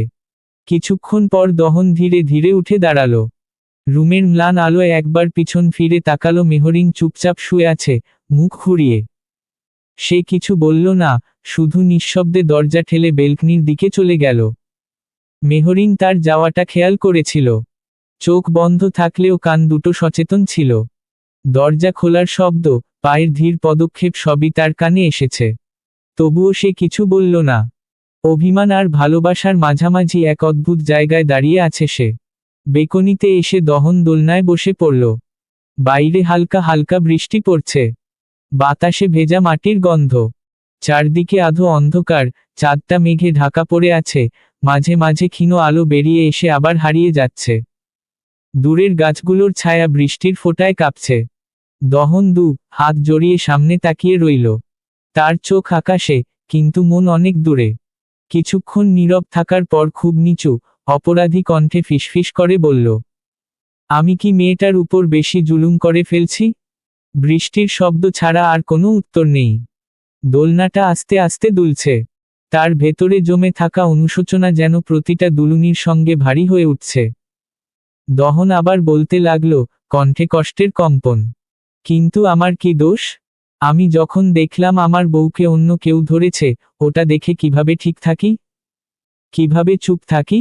তার চোখে সেই দৃশ্যটা আবার ভেসে উঠল। বুকের ভেতর হিংস্র এক জ্বালা ছড়িয়ে পড়ল। সে মুঠো করে ধরল দোলনার হাতল। বৃষ্টি একটু বেড়েছে, ঠান্ডা ফোঁটা এসে তার হাত ভিজিয়ে দিচ্ছে। আমি জানি আমি ভুল করেছি। এবার তার গলাটা নরম হয়ে গেল। আমার উচিত ছিল আরো আগে যাওয়া। তাহলে ওই বদমাইশটা ডেইজি হানি ওকে ছুতে পারত না, আর আমিও অযথা নিজের মেয়ের উপর রাগ ঝাড়তাম না। কথাগুলো বলতে বলতে তার চোখ নামিয়ে এলো। পুরুষ মানুষ কাঁদে না, এ কথা সে বহুবার শুনেছে। কিন্তু বুকের ভেতরের এই ভার, এই অপরাধবোধ, এটা কি সহজে সহ্য করা যায়? সে জানে, তার রাগ ভালোবাসা থেকেই জন্মায়। কিন্তু সেই ভালোবাসাই কখনো কখনো কষ্টের কারণ হয়ে দাঁড়ায়। মেহরিনের ভয় পাওয়া মুখটা মনে পড়তেই তার বুকটা মোচড় দিয়ে উঠল। আমি তোকে কষ্ট দিতে চাই না, ডেইজি হানি খুব আস্তে বলল সে, যেন বাতাস ছাড়া আর কেউ শুনবে না। কিন্তু তোকে অন্য কোনো পুরুষ ধরেছে এটা দেখে আমি নিজেকে সামলাতে পারি না। রাত আরো গভীর হয়। আর সেই গভীর রাতের অন্ধকারে জন মানুষ ধীরে ধীরে নিজেদের ভাঙা অনুভূতিগুলো জোড়া লাগানোর চেষ্টা করতে থাকে। দরজার লক খোলার ক্ষীণ শব্দে বোঝা গেল, শুদ্ধ বাড়িতে ফিরেছে। প্রতিদিনের মতো আজও সে চুপচাপ ঢুকল, কিন্তু ঘরে অদ্ভুত এক নীরবতা। ড্রয়িং রুম পেরিয়ে বেডরুমের দিকে যেতেই তার চোখ পড়ল বিছানার উপর। আবিরা শুয়ে আছে, পাশ ফিরে। চুলগুলো এলোমেলো হয়ে বালিশ জুড়ে ছড়িয়ে আছে। রুমের বাতিটাও ঝালানো নেই, শুধু জানালা দিয়ে আসা ম্লান আলোয় তার মুখটা আধো দেখা যাচ্ছে। শুদ্ধ কিছু বলল না। ব্যাগটা টেবিলের উপর রেখে সোজা ওয়াশরুমে চলে গেল। কলের পানির শব্দ কিছুক্ষণ ভেসে এলো। ফ্রেশ হয়ে বেরিয়ে এসে সে আবার তাকালো বিছানার দিকে। আবিরা এখনো ঠিক একই ভঙ্গিতে শুয়ে আছে। ভ্রু কুঁচকে গেল শুদ্ধর। সে ধীরে ধীরে এগিয়ে গিয়ে বিছানার পাশে দাঁড়ালো। কিছুক্ষণ চুপচাপ তাকিয়ে রইল। তারপর নরম গলায় ডাকল, আবিরা, এই আবিরা। ডাকটা খুব জোরে নয়, কিন্তু উদ্বেগ মিশে আছে স্পষ্ট। আবিরা একটু নড়েচড়ে উঠল। চোখ মেলে সামনে তাকাতেই শুদ্ধকে দাঁড়িয়ে থাকতে দেখে তড়িঘড়ি করে উঠে বসল। চুলগুলো কানে গুজতে গুজতে বলল, আরে আপনি কখন আসলেন? তার কণ্ঠে হালকা বিস্ময়, সাথে যেন অস্বস্তির আভাস। শুদ্ধ বিছানার কিনারায় বসে পড়ল। গভীর দৃষ্টিতে তাকিয়ে রইল আবিরার দিকে। তুমি কি অসুস্থ? তার কণ্ঠে স্পষ্ট দুশ্চিন্তা। না হলে তো এত তাড়াতাড়ি ঘুমাও না তুমি, তাও সামনে পরীক্ষা রেখে। আবিরা চোখ নামিয়ে ফেলল। আঙুল দিয়ে ওড়নার কোণা মুচড়াতে লাগল। না মানে একটু মাথা ধরেছিল, আস্তে করে বলল সে।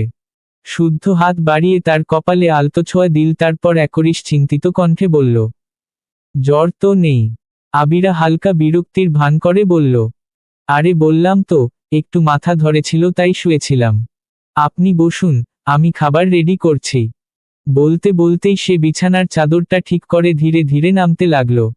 মুখে স্বাভাবিক ভাব আনলেও তার চোখে এখনো হালকা ক্লান্তির ছাপ রয়ে গেছে। শুদ্ধ তার দিকে তাকিয়ে রইল কিছুক্ষণ। তারপর নিচু গলায় বলল, তুমি ঠিক আছো তো? সেই প্রশ্নে ছিল না কোনো সন্দেহ, ছিল নিখাদ দুশ্চিন্তা। যেন সে শুধু উত্তর না, আশ্বাস চাইছে। আবিরা উঠে দাঁড়াতে দাঁড়াতে হেসে বলল, আরে চিন্তা করবেন না, ঠিক আছি। আপনি একটু বেশি ভাবেন। শুদ্ধ ভ্রু তুলে তাকালো। ঠোঁটের কোণে হালকা হাসি ফুটে উঠল। তারপর দুষ্টামি কণ্ঠে আওড়ালো, 5টা না, 10টা না, একটা মাত্র বউ আমার। চিন্তা তো করবই। কথাটা শুনে আবিরার মুখে অনিচ্ছা সত্ত্বেও লাজুক হাসি ছড়িয়ে পড়ল। তার গাল হালকা লাল হয়ে উঠল। তাই খানিকটা রাগ মেশানো কণ্ঠে বলল, হয়েছে হয়েছে, অনেক আদিক্ষেতা হয়েছে। আমি খাবার রেডি করছি, আপনি আসুন। বলেই সে ঘুরে যেতে উদ্যত হলো। কিন্তু 2 পা এগোতেই শুদ্ধ তার হাতটা আলতো করে ধরল। সেই স্পর্শে আবিরা থমকে দাঁড়ালো। চোখ তুলে তাকাতেই শুদ্ধের চোখে অদ্ভুত এক কোমলতা দেখতে পেল সে। পরের মুহূর্তেই শুদ্ধ হালকা টানে তাকে নিজের দিকে টেনে নিল। আবিরা হঠাৎ ভারসাম্য হারিয়ে শুদ্ধর বুকে এসে পড়ল। একটুও সময় না নিয়ে শুদ্ধ তাকে নিজের কোলে বসিয়ে নিল। এই যে, এত তাড়া কিসের? শুদ্ধ মৃদু স্বরে বলল। আবিরার বুক ধকধক করছে। সে কপাল কুঁচকে বলল, কি করছেন? ছাড়ুন, আমি রান্নাঘরে যাচ্ছি। শুদ্ধ গম্ভীর ভান করে বলল, কেন? আবিরা খানিকটা বিরক্তি মেশানো উত্তর দিল, কেন আবার? আপনার জন্য খাবার রেডি করতে। শুদ্ধ ধীরে ধীরে কানের কাছে মুখ এগিয়ে নিয়ে হাসকি কণ্ঠে আওড়াল, আমার তো আপনাকে চাই, বিবি জান। আবিরা চোখ দুটো গোল হয়ে গেল। তারপর বলল, খাবেন না? শুদ্ধ ঠোঁট বাঁকিয়ে মুচকি হেসে বলল, তোমাকে খাবো। আবিরা চোখ ছোট ছোট করে তাকিয়ে রইল শুদ্ধের দিকে, তারপর স্বাভাবিক কণ্ঠে আওড়াল, সারাদিন পর বাড়ি এসে ভণ্ডামি বাদ দিয়ে আমাকে ছাড়েন। আপনার খাবার নিয়ে আসি। শুদ্ধ বুকের উপর হাত রেখে নাটকীয় ভঙ্গিতে বলল, কি দিনকাল এলো! বউকে ভালোবাসতে গেলেও শুনতে হয় ভণ্ড। হায় আল্লাহ, এই দিন দেখার জন্যই কি আমি বেঁচে আছি? তার সেই অতিরঞ্জিত কণ্ঠস্বর শুনে আবিরা আর নিজেকে সামলাতে পারল না। খিলখিল করে হেসে উঠল। হাসতে হাসতেই বলল, আপনি আর ভালো হবেন না। শুদ্ধ তার গালে টপ করে একটা চুমু দিয়ে দিল। আবিরা চমকে উঠল, বলল, এই, কি করছেন? শুদ্ধ তার চোখের দিকে তাকিয়ে নরম স্বরে বলল, আমি ভালো হতে চাই না। সব সময় এমনই থাকতে চাই, তোমাকে ভালোবাসতে চাই। কথাগুলোতে ছিল না কোনো বাড়াবাড়ি, ছিল একদম সরল স্বীকারোক্তি। আবিরা হালকা লাজুক হাসি নিয়ে বলল, আচ্ছা, সারা জীবন আমাকে এভাবেই ভালোবাসবেন, কিন্তু এবার তো ছাড়ুন। আমিও তো এখনো খাইনি। তার কণ্ঠে ছিল মিষ্টি অনুরোধ। শুদ্ধ এক মুহূর্ত তার দিকে তাকিয়ে রইল, চোখে এমন এক গভীরতা, যেন সে কথাটা মনে গেঁথে রাখছে। তারপর ধীরে ধীরে তাকে ছেড়ে দিল। তারপর নরম কণ্ঠে বলল, ঠিক আছে, যান। আবিরা মাথা নেড়ে কিচেনের দিকে চলে গেল। শুদ্ধ বেডে বসে ফোন বের করল। আঙুল দিয়ে স্ক্রিনে কিছু চাপতে লাগল। রুমটা শান্তি। হঠাৎ একটা ভারী কিছু পড়ার বিকট শব্দ কিচেন থেকে ভেসে এলো। শুদ্ধর বুক কেঁপে উঠল। সে এক মুহূর্ত দেরি করল না। ফোনটা বেডে ছুঁড়ে রেখে প্রায় দৌড়ে কিচেনের দিকে ছুটে গেল। আবিরা। তার কণ্ঠে স্পষ্ট আতঙ্ক। কিচেনের দরজায় পৌঁছে যে দৃশ্যটা দেখল, তার জন্য সে একদমই প্রস্তুত ছিল না। কিচেনের ঠান্ডা মেঝেতে আবিরা নিথর হয়ে পড়ে আছে। ছড়িয়ে থাকা ভাত, উল্টে থাকা হাঁড়ি, সবকিছু যেন এক মুহূর্তে অর্থহীন হয়ে গেল। শুদ্ধ ছুটে এসে ঝুঁকে পড়ল আবিরার পাশে। আবিরা, কি হয়েছে তোমার? এই আবিরা। তার কণ্ঠে আতঙ্ক স্পষ্ট। সে আবিরার গাল চাপড়ে দিল হালকা করে, কপালে হাত রাখল। কোনো সাড়া নেই। চোখ দুটো বন্ধ, ঠোঁট ফ্যাকাশে। শুদ্ধর বুকের ভেতর ধড়ফড় শুরু হয়ে গেল। উদ্বিগ্ন কণ্ঠে বলল, না না আবিরা, চোখ খোলো। প্লিজ চোখ খোলো। কিন্তু আবিরা নিশ্চুপ। এক সেকেন্ডও আর নষ্ট করল না শুদ্ধ। সে দ্রুত আবিরাকে কোলে তুলে নিল। তার শরীরটা কেমন নিস্তেজ, ভারহীন। সেই অনুভূতিটাই যেন শুদ্ধকে আরো আতঙ্কিত করে তুলল। বাড়ির দরজা খোলা রেখেই সে বেরিয়ে গেল। রাত গভীর। চারদিক নীরব, শুধু দূরে কুকুরের ডাক ভেসে আসছে। গাড়ির দরজা খুলে সাবধানে আবিরাকে সামনের সিটে বসাল, মাথাটা সিটে ঠেস দিয়ে ঠিক করে দিল। ড্রাইভার নেই, রাত হয়ে গেছে। আজ তাকে নিজেকেই সব সামলাতে হবে। শুদ্ধ দ্রুত ড্রাইভিং সিটে বসে ইগনিশনে চাবি ঘুরাল। গাড়ি স্টার্ট হতেই সে একবার আবিরার দিকে তাকালো। তারপর ফিসফিস করে বলল, কিছু হবে না তোমার, আমি আছি। রাস্তা প্রায় ফাঁকা। স্ট্রিট লাইটের হলদে আলো একটার পর একটা পেছনে পড়ে যাচ্ছে। গাড়ির গতি বাড়ছে, কিন্তু শুদ্ধর কাছে সময় যেন থেমে গেছে। প্রতিটা সেকেন্ড ভারী। তার হাত স্টিয়ারিংয়ে শক্ত হয়ে আছে। বুকের ভেতর একটাই প্রার্থনা, আল্লাহ, ওকে কিছু হতে দিও না। কিছুক্ষণের মধ্যেই হাসপাতালের গেট চোখে পড়ল। গাড়ি থামাতেই সে দ্রুত নেমে এল। আবিরাকে আবার কোলে তুলে নিল। তার মুখে আতঙ্ক, চোখ লাল, নিঃশ্বাস দ্রুত। হাসপাতালের ভেতরে ঢুকেই চিৎকার করে উঠল, ডাক্তার, কেউ আছেন? প্লিজ, সাহায্য করুন। তার কণ্ঠস্বর ফাঁকা করিডোরে প্রতিধ্বনিত হল। ডিউটি নার্সরা দৌড়ে এলো। মুহূর্তেই একটা স্ট্রেচার এনে তার সামনে ধরল। এখানে শুইয়ে দিন। শুদ্ধ কাপা হাতে আবিরাকে স্ট্রেচারে শুইয়ে দিল। নার্সরা দ্রুত তাকে নিয়ে ভেতরের দিকে চলে গেল। সবকিছু এত দ্রুত ঘটছে যে শুদ্ধ যেন স্থির হয়ে দাঁড়িয়ে রইল। তার হাত দুটো ফাঁকা, বুকটা ভারী। দরজাটা বন্ধ হয়ে গেল তার সামনে। করিডোরে সাদা আলো জ্বলছে। বাতাসে অ্যান্টিসেপটিকের গন্ধ। শুদ্ধ দেয়ালের পাশে দাঁড়িয়ে পড়ল। মাথার ভেতর শুধু একটাই ছবি, আবিরার ফ্যাকাশে মুখ। সে হাত মুখে দিয়ে বসে পড়ল চেয়ারে। তারপর ফিসফিস করে আওড়ালো, কিছু হবে না আবিরার, নিজেকে বোঝাতে লাগল। কিছুক্ষণ পর দরজাটা খুলল। সাদা অ্যাপ্রন পরা এক ডাক্তার বেরিয়ে এলেন। মুখে শান্ত, আশ্বস্ত করা হাসি। শুদ্ধ এক লাফে তার সামনে গিয়ে দাঁড়ালো। ডাক্তার, আমার স্ত্রী কেমন আছে? তার কণ্ঠ কাঁপছে, নিঃশ্বাস দ্রুত। ডাক্তার মৃদু হেসে বললেন, কংগ্র্যাচুলেশন, মিস্টার। আপনি বাবা হতে চলেছেন। শুদ্ধ যেন এক মুহূর্তে সব শব্দ শুনে হারিয়ে ফেলল। চারপাশের করিডোর, আলো, শব্দ, সবকিছু অস্পষ্ট হয়ে গেল। সে ডাক্তারের দিকে ফ্যালফ্যাল করে তাকিয়ে রইল। তারপর কাপা কণ্ঠে বলল, কি বললেন? আরেকবার বলবেন? ডাক্তার আরও স্পষ্ট করে বললেন, যা শুনেছেন একদম ঠিক। আপনি বাবা হতে চলেছেন। কথাগুলো যেন ধীরে ধীরে তার হৃদয়ে গিয়ে বসল। বাবা, আমি বাবা হবে? শুদ্ধের চোখ হঠাৎ ভিজে উঠল। তার ঠোঁট কাঁপছে, কিন্তু মুখে অদ্ভুত এক হাসি। যেন বিশ্বাস আর অবিশ্বাসের মাঝামাঝি কোথাও দাঁড়িয়ে আছে। পর মুহূর্তেই সে উদ্বিগ্ন কণ্ঠে জিজ্ঞাসা করল, আমি কি আমার স্ত্রীর সাথে দেখা করতে পারি? ডাক্তার বলল, অবশ্যই পারবেন। তবে একটা কথা আছে। শুদ্ধর বুক আবার ধক করে উঠল। সে উত্তেজিত কণ্ঠে বলল, বলুন ডাক্তার।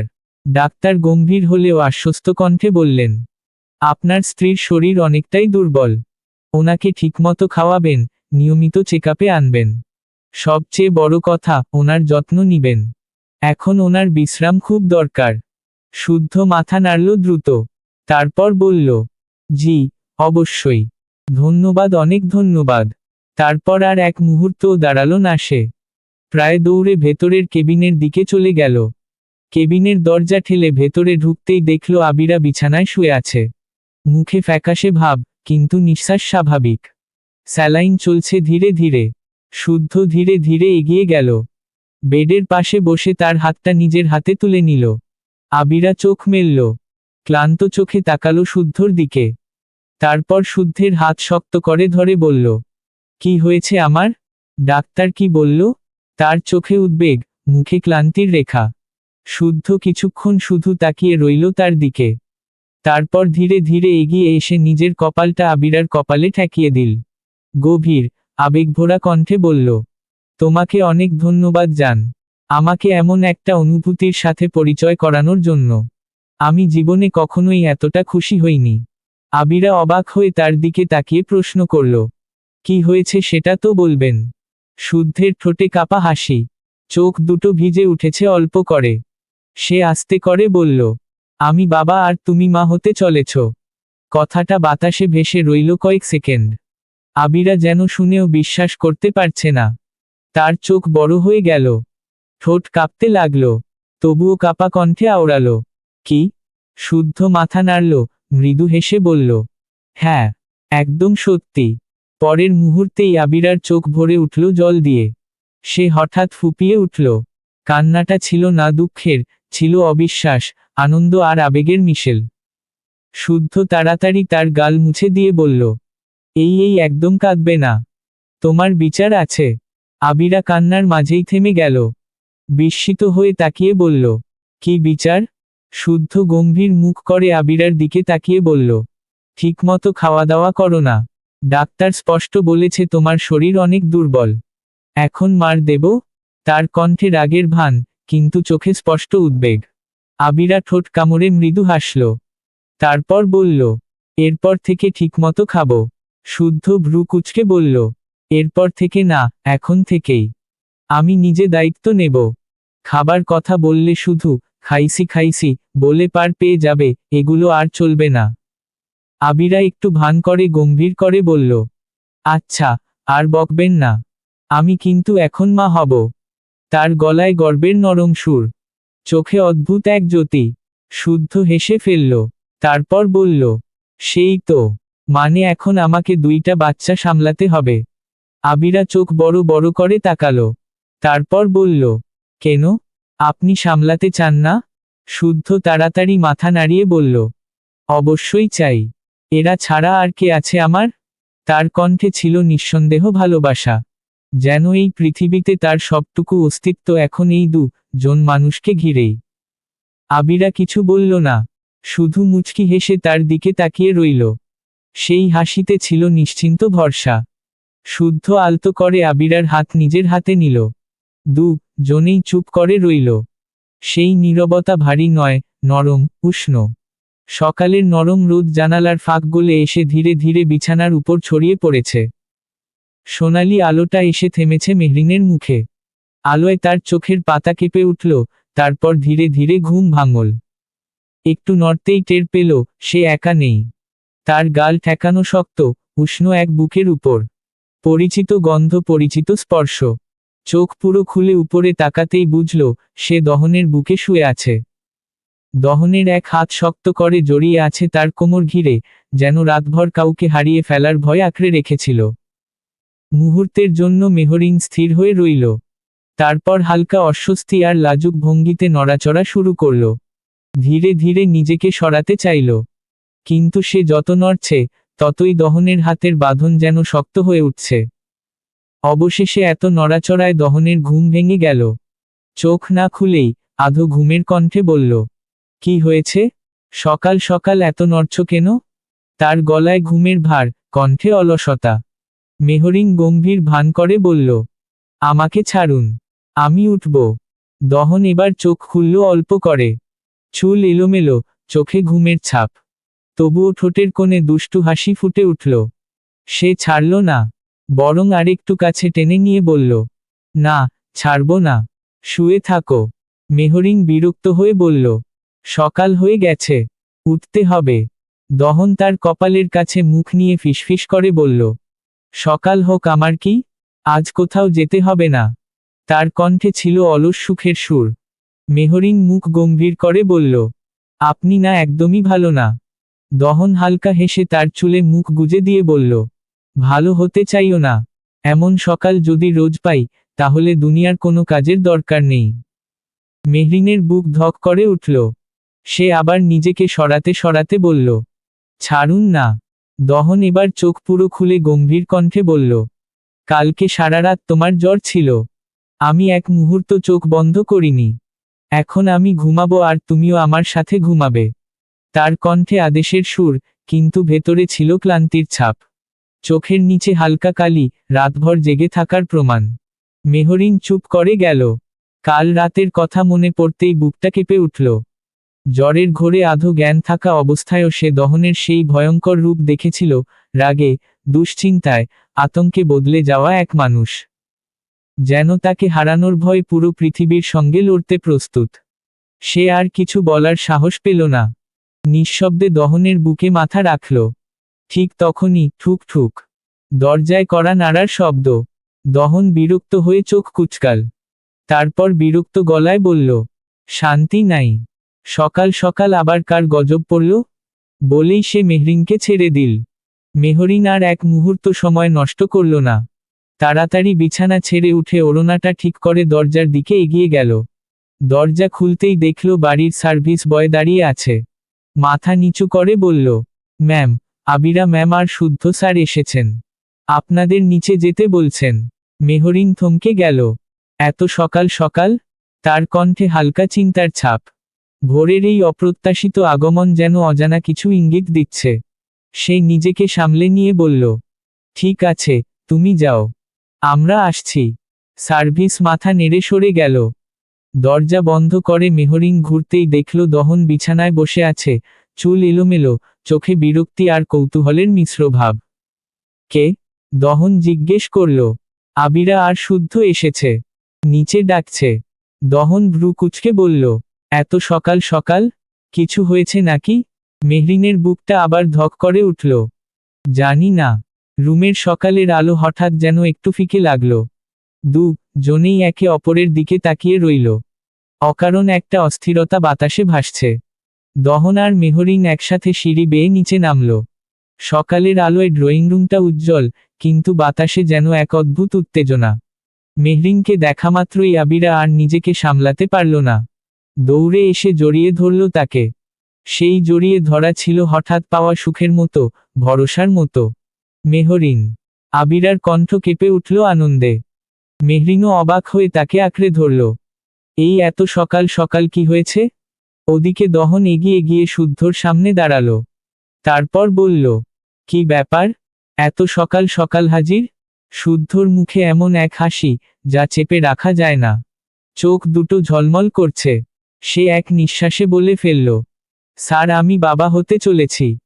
কথাটা যেন পুরো ড্রয়িং রুম জুড়ে ছড়িয়ে পড়ল। মেহরিন আবিরার কাজ ছেড়ে অবাক হয়ে তাকালো, উত্তেজিত কণ্ঠে বলল, সত্যি? আবিরা একটু লজ্জায়, একটু আবেগে মাথা নিচু করল। মৃদু স্বরে বলল, হুম। তার ঠোঁটে নরম হাসি, চোখে ঝিলিক। যেন বিশ্বাস করতে এখনো সময় লাগছে। মেহরিনের মুখ উজ্জ্বল হয়ে উঠল। তারপর বলল, আমি অনেক বেশি খুশি হয়েছি, আবিরা। জানিস তুই কি বড় সুখের খবর দিলি? সে আবার আবিরাকে জড়িয়ে ধরল, এবার আরো শক্ত করে। সেই আলিঙ্গনে ছিল বন্ধুত্ব, বনত্ব আর নিখাদ আনন্দ। দহন একবার শুদ্ধর দিকে তাকিয়ে মুচকি হেসে বলল, কংগ্র্যাচুলেশন। এখন থেকে কিন্তু দায়িত্ব বেড়ে গেল। শুদ্ধ মাথা নাড়ল, গর্বভরা ভঙ্গিতে আওড়াল, জানি স্যার। তবে আমি রেডি। ঠিক তখনই সিঁড়ি বেয়ে নামার শব্দ হলো। সোনিয়া তালুকদার ধীরে ধীরে নিচে নামছিলেন। মুখে কৌতূহল। নিচে এসে আবিরাকে দেখেই থমকে গেলেন। তারপর আর নিজেকে আটকাতে পারলেন না। এগিয়ে এসে আবিরাকে জড়িয়ে ধরে বললেন, মা, তুই কেমন আছিস? আবিরা মায়ের বুক থেকে মুখ তুলে নরম গলায় বলল, ভালো আছি মা। তুমি কেমন আছো? সোনিয়া তালুকদার মেয়ের গাল ছুঁয়ে মুচকি হেসে বললেন, ভালো আছি মা। তারপর আবিরাকে একটু দূরে সরিয়ে কৌতূহলী চোখে তাকিয়ে বলল, কিন্তু এত সকাল সকাল এলে কেন? কিছু হয়েছে নাকি? আবিরা একবার শুদ্ধর দিকে তাকালো, তারপর মায়ের চোখে চোখ রেখে হেসে বলল, মা, তুমি নানি হতে চলেছ। এক মুহূর্তে যেন সময় থেমে গেল। সোনিয়া তালুকদারের মুখের হাসি মিলিয়ে গেল। চোখ বিস্ফারিত। কি বলিস? তার কণ্ঠে স্পষ্ট ধাক্কা। তুই এখনো ছোট। আবিরা অবাক হয়ে বলল, মা, কি বলছো? আমি যথেষ্ট বড়। বাচ্চা নেওয়ার জন্য প্রস্তুত। ড্রয়িং রুমের বাতাস হঠাৎ ভারী হয়ে উঠল। সোনিয়া তালুকদার গম্ভীর মুখে বললেন, না, এই বাচ্চা রাখা যাবে না। কথাটা এমন ঠান্ডা, এমন দৃঢ়ভাবে বলা, যেন রায় ঘোষণা করা হলো। সবাই হতভম্ব। মেহরিন অবিশ্বাসের চোখে তাকিয়ে রইল। দহন ভ্রু কুঁচকে পরিস্থিতি বোঝার চেষ্টা করছে। আর শুদ্ধ, তার মুখের হাসি এক মুহূর্তে মিলিয়ে গেছে। সে আর নিজেকে সামলাতে পারল না। দ্রুত এগিয়ে এসে সোনিয়া তালুকদারের সামনে দাঁড়িয়ে বলল, আপনি কি বলছেন? তার কণ্ঠ কাঁপছে, কিন্তু তাতে দম আছে। আমার বাচ্চা রাখা যাবে না মানে? সোনিয়া তালুকদারের চোখ দুটো কঠিন হয়ে উঠল। কণ্ঠে আর কোনো দ্বিধা নেই। মানে রাখা যাবে না? কিভাবে রাখতে চাইছো? আবিরা এখনো ছোট। জীবনটা তো পড়ে আছে সামনে। আবিরা চুপ। বুকের ভেতরটা ধড়ফড় করছে। এতক্ষণ যেই আনন্দে ভরে ছিল মনটা, এখন সেখানে অদ্ভুত এক ভয় আর অপমানের কাঁটা। শুদ্ধ আর নিজেকে থামাতে পারল না। শুদ্ধ এক পা এগিয়ে এসে গর্জে উঠল, আমাদের বাচ্চা অবশ্যই থাকবে। আর আপনার জন্যই আমার বউটাকে এই বাড়িতে আসতে দিতে চাই না। শুদ্ধ থামল না। বলতেই থাকলো, আপনি একটা কুটনি। আমার বউটার মাথায় আজাইরা জিনিস ঢুকাবেন। এইসব ভয় দেখিয়ে ওকে দুর্বল করে দেবেন। আমি ওকে আর আসতেই দিব না এখানে। আবিরা হতবাক হয়ে শুদ্ধর দিকে তাকালো। রাগে, অপমানে, ভালোবাসায়, সব মিলিয়ে তার চোখ ভিজে উঠেছে। সোনিয়া তালুকদার ক্ষিপ্ত হয়ে বলে উঠলেন, আবিরা আমার মেয়ে। তাই সে আমার কাছেই থাকবে। আর এই বাচ্চা রাখবে না। কথাগুলো যেন ধারালো ছুরির মতো কেটে গেল বাতাস। দহন এতক্ষণ চুপ ছিল। কিন্তু এবার আর থাকতে পারল না। সে সামনে এসে দৃঢ় গলায় বলল, আপনি চুপ করবেন? আপনার অশান্তি ছাড়া কোনো কাজ নেই তাই না? সোনিয়া তালুকদার রাগী চোখে তাকালো দহনের দিকে। দহন তার দেখেও না দেখার ভান ধরে আবিরাকে বলল, এই আবিরা, তুই একদম বাচ্চা নিয়ে এই বাড়ি আসবি? কেউ কিছু বললে আমি আছি। এটা তোর জীবন, তোর সংসার। মেহরিনও এগিয়ে এসে নরম গলায় বলল, চাচি, এখন রাগের সময় না। ওরা খুশি, অন্তত আজকে তো ওদের খুশিটা থাকতে দিন। কিন্তু সোনিয়া তালুকদারের মুখে অনড়তা। আবিরা ধীরে ধীরে মাথা তুলল, চোখে জল, কিন্তু কণ্ঠে অদ্ভুত দৃঢ়তা। তাই করতে হবে মা।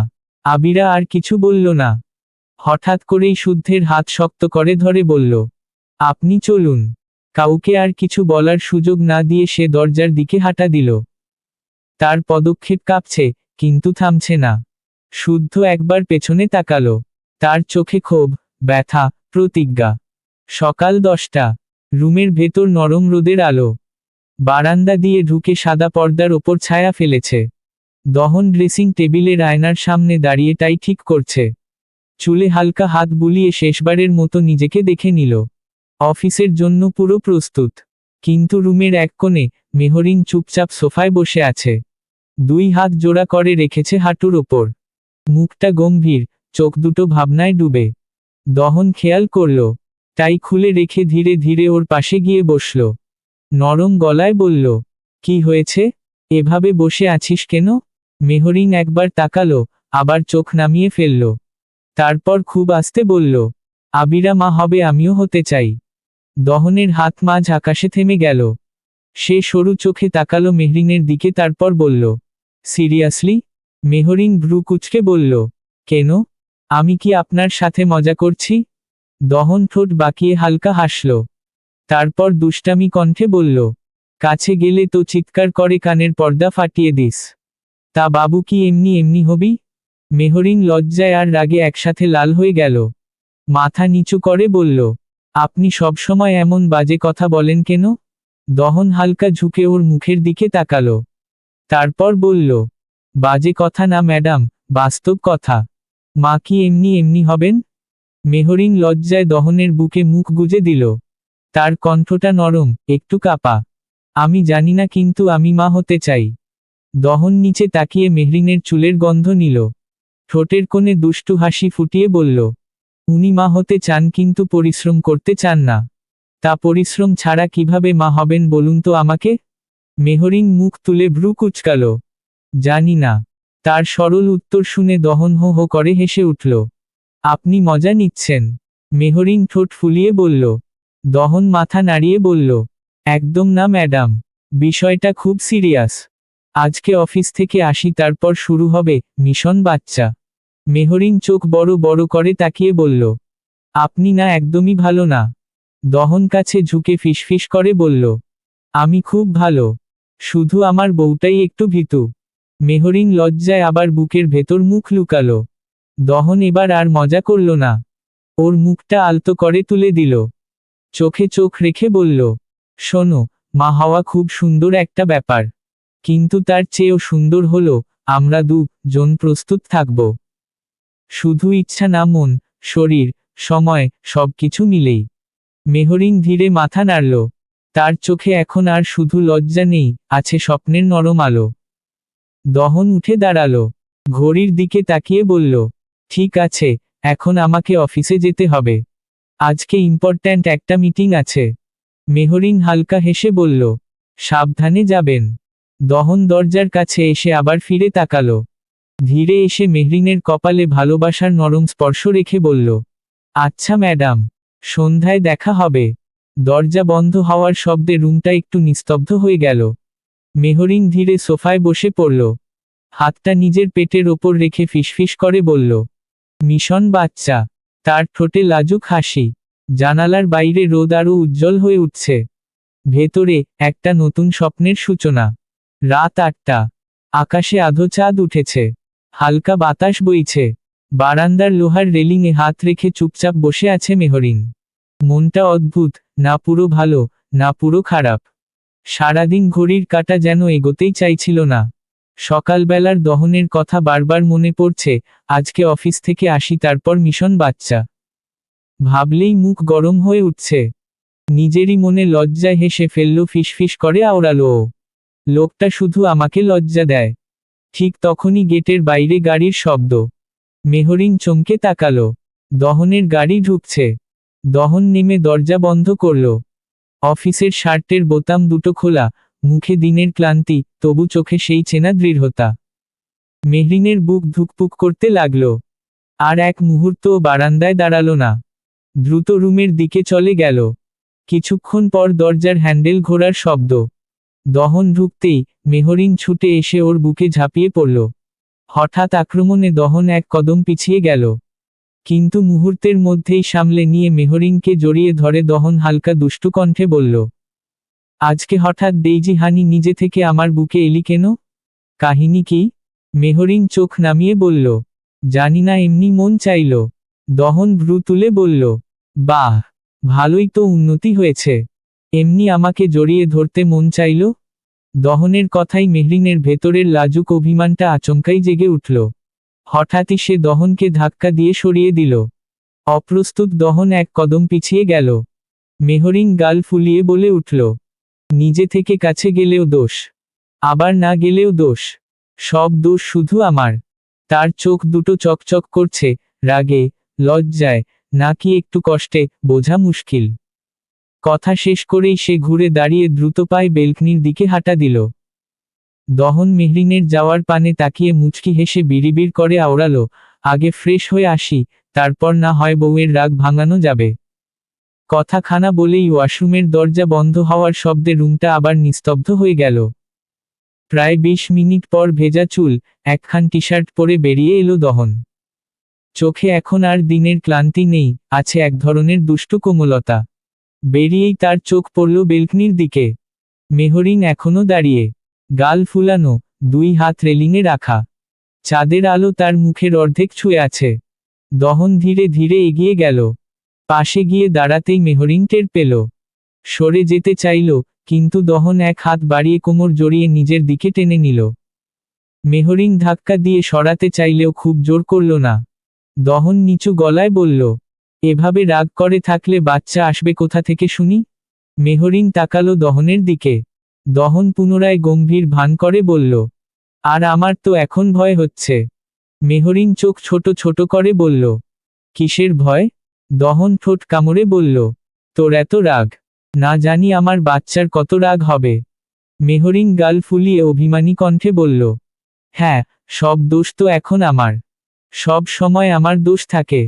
আর কারো তো রাগ, জেদ নেই।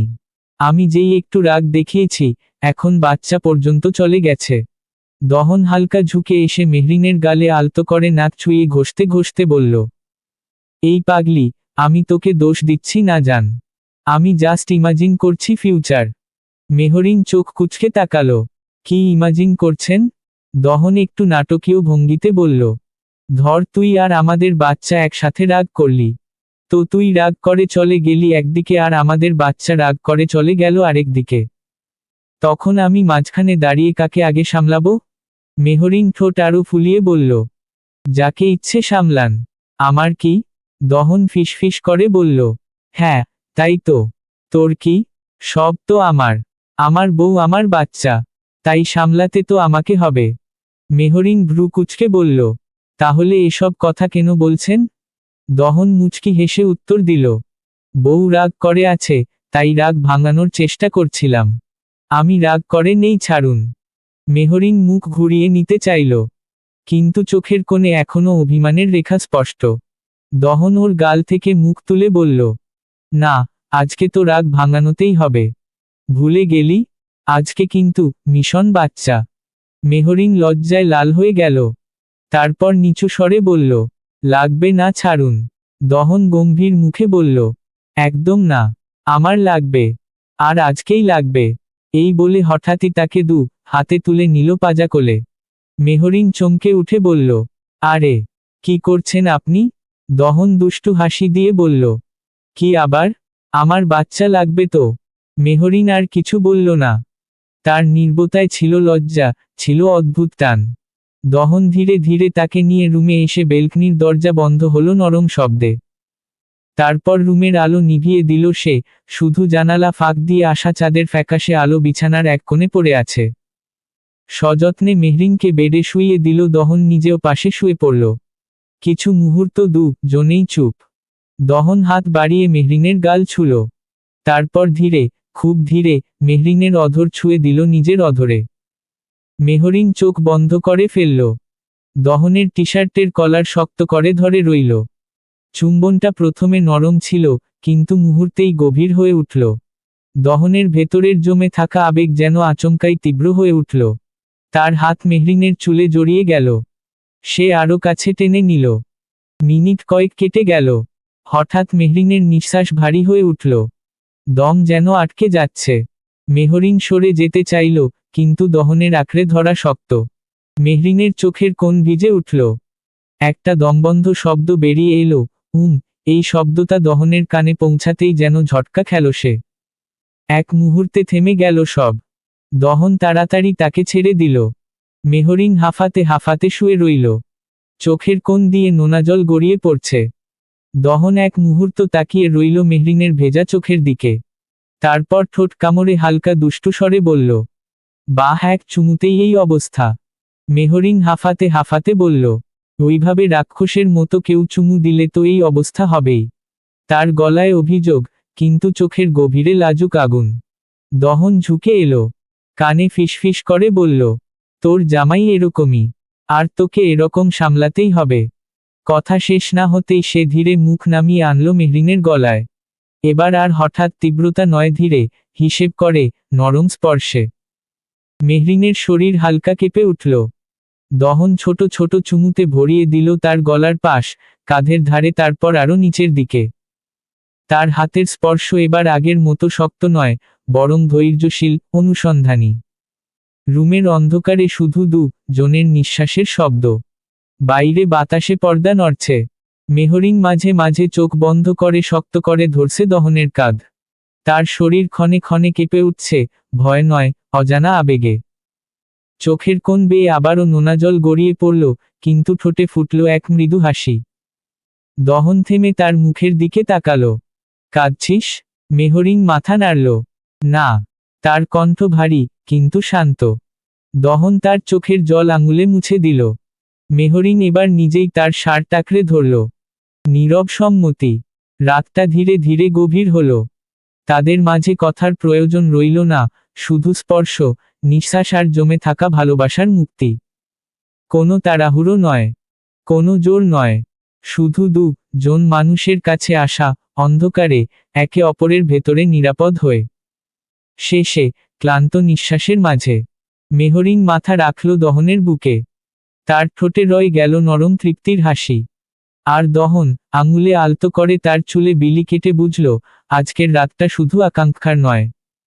রাত প্রায় 12:30। রুমের নরম হলুদ আলোয় বিছানার উপর পা মুড়ে বসে আছে আবিরা। তার সামনে ছোট্ট কাচের বয়াম, ভর্তি টক টক তেঁতুলের আচার। বয়ামটা খুলতেই টক ঝাঝালো গন্ধ ছড়িয়ে পড়েছে পুরো রুমে। আবিরার চোখ চকচক করছে, যেন পৃথিবীর সবচেয়ে দামি জিনিস সামনে রাখা। শুদ্ধ হাত কোমরে দিয়ে দাঁড়িয়ে আছে তার সামনে। মুখে কঠোর ভাব, শক্ত কণ্ঠে বলল, শোনো, একটু করে খাবে? তোমার জন্য আমি সেই কত দূর থেকে নিয়ে আসছি। কিন্তু মনে রাখবে, বেশি খাওয়া যাবে না। বাচ্চার জন্য তেঁতুলের আচার বেশি ভালো না। আবিরা ঠোঁট বাঁকিয়ে বলল, কিন্তু আমার তো অনেক বেশি খেতে ইচ্ছে করছে। তার কণ্ঠে এমন আকুতি, যেন তাকে পৃথিবীর সবচেয়ে বড় অবিচার করা হচ্ছে। শুদ্ধ ভ্রু তুলে বলল, তাহলে একটুও খেতে দিব না? আবিরা চোখ বড় বড় করে তাকিয়ে বলল, আপনি দিন দিন নিষ্ঠুর হয়ে যাচ্ছেন। শুদ্ধ নাটকীয় ভঙ্গিতে বলল, লাইক সিরিয়াসলি? এত রাতে কোথায় কোথায় ঘুরে তোমার জন্য তেঁতুলের আচার নিয়ে আসলাম, আর তুমি বলছো আমি নিষ্ঠুর? আবিরা ঠোঁট বাঁকিয়ে বলল, তাহলে খেতে দিতে চাইছেন না কেন? শুদ্ধ একটু দীর্ঘশ্বাস ফেলে তার পাশে এসে বসে। মুখে গম্ভীর ভাব, কিন্তু চোখে আদর মিশিয়ে বলল, আচ্ছা খাও, তবে লিমিটের মধ্যে। এই অনুমতি পেতেই আবিরা যেন যুদ্ধ জিতে গেল।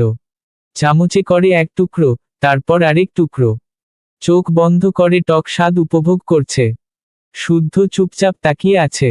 তার মুখে এমন তৃপ্তি, যেন পুরো পৃথিবী পেয়ে গেছে। কিন্তু কয়েক মিনিট পর শুদ্ধ ভ্রু কুঁচকাল। আবিরা লিমিট ছাড়িয়ে ফেলছে। সে আলতো করে বয়ামটা তুলে নিল। বিছানার পাশে ছোট টি টেবিলে রেখে দিল। আবিরা গাল ফুলিয়ে তাকালো। এটা কি হলো? শুদ্ধ কিছু না বলে তাকে টেনে নিজের বুকে নিয়ে এলো। তারপর ধীরে ধীরে আবিরার পেটের উপরে হাত রেখে নরম কণ্ঠ বলল, এখানে যে আরেকটা প্রাণ আছে, তুমি কি চাও সে অসুস্থ অবস্থায় পৃথিবীতে আসুক? আবিরা ছোট করে, নিচু কণ্ঠে বলল, না। শুদ্ধ ভ্রু তুলে তাকিয়ে বলল, তাহলে এত আচার খাচ্ছ কেন? এটা তো এই ছোট প্রাণটার জন্য ভালো না। তার হাত এখনো আবিরার পেটের উপর রাখা। কণ্ঠে রাগ নেই, আছে উদ্বেগ। আবিরা ধীরে চোখ নামিয়ে বলল, আচ্ছা আর খাবো না। শুদ্ধ যেন একটু হালকা নিঃশ্বাস ফেলল। তারপর আলতো করে আবিরার কপালে ভালোবাসার স্পর্শ রেখে বলল, গুড। কিছুক্ষণ নীরবতা। রুমের আলো মৃদু, রাত ধীরে ধীরে গভীর হচ্ছে। কিছুক্ষণ পর শুদ্ধ হেসে জিজ্ঞেস করল, তা এখনো কি রেগে আছো? আবিরা মাথা নাড়ল, উহু। তারপর একটু থেমে আবার বলল, আপনি এত ভালো কেন? প্রশ্নটা একদম সরল, কিন্তু ভেতরে কৃতজ্ঞতা, মুগ্ধতা, ভালোবাসা সব মিলেমিশে আছে। শুদ্ধ মুচকি হেসে বলল, কারণ আমি তোমার হাসবেন্ড তাই। আবিরা হালকা হেসে ফেলল। তারপর পুরোটা শরীর শুদ্ধের বুকে মুখ লুকিয়ে দিল। শুদ্ধ তার চুলে হাত বুলিয়ে দিল। মনে হলো পৃথিবীর সব দায়িত্ব এখন তার কাঁধে, কিন্তু এই মুহূর্তে সে খুব শান্ত। তারপর শুদ্ধ ধীরে বলল, শোনো, তোমার যত্ন নেওয়া আমার দায়িত্ব না, আমার ভালো লাগা। তুমি না থাকলে আমি এমন হতাম না। আবিরা চোখ বন্ধ করে বলল, আমি খুব ভাগ্যবতী। শুদ্ধ হালকা হেসে বলল, না, আমি ভাগ্যবান। কারণ তুমি আমাকে বাবা ডাক শুনতে দিচ্ছ। কথাটা শুনে আবিরার বুকটা কেঁপে উঠল। সে আরো শক্ত করে জড়িয়ে ধরল শুদ্ধকে। রুমের ভেতর শুধু জন মানুষের নিঃশ্বাস, নরম হাসি, আর এক অদেখা ছোট্ট প্রাণের। 8 বছর পর বাড়িটা আজও আগের মতোই প্রাণচঞ্চল। কিন্তু এখন সেই নীরব বারান্দা, চাঁদের আলো আর ফিসফিস স্বপ্নের জায়গা দখল করে নিয়েছে ছোট ছোট পায়ের শব্দ, টুকটাক হাসি আর সারাদিনের দুষ্টুমি। ড্রয়িং রুম জুড়ে এক 6 বছরের বাচ্চা মেয়ে দৌড়াচ্ছে। চুল দিকে বাঁধা, গোলাপি ফ্রক উড়ছে বাতাসে। মুখে দুষ্টু হাসি। পেছনে দৌড়াতে দৌড়াতে মেহরিন বলছে, দানিয়া, থামো বলছি। সব হয়েছে বাপের আস্কারাতে। আমার একটা কথাও শোনে না। সারাদিন শুধু দুষ্টামি।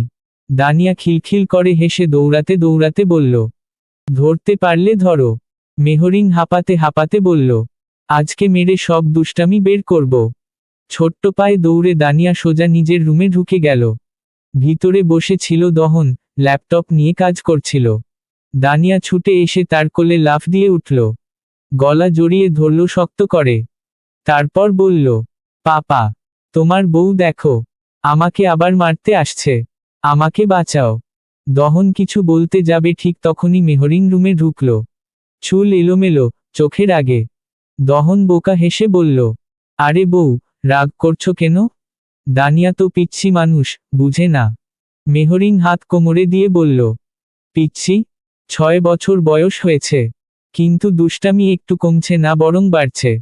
দানিয়া মুখ লুকিয়ে বলল, আমি একদম দুষ্টামি করি না পাপা। মেহরিন আর দহনের একমাত্র মেয়ে তাবাসসুম তালুকদার দানিয়া।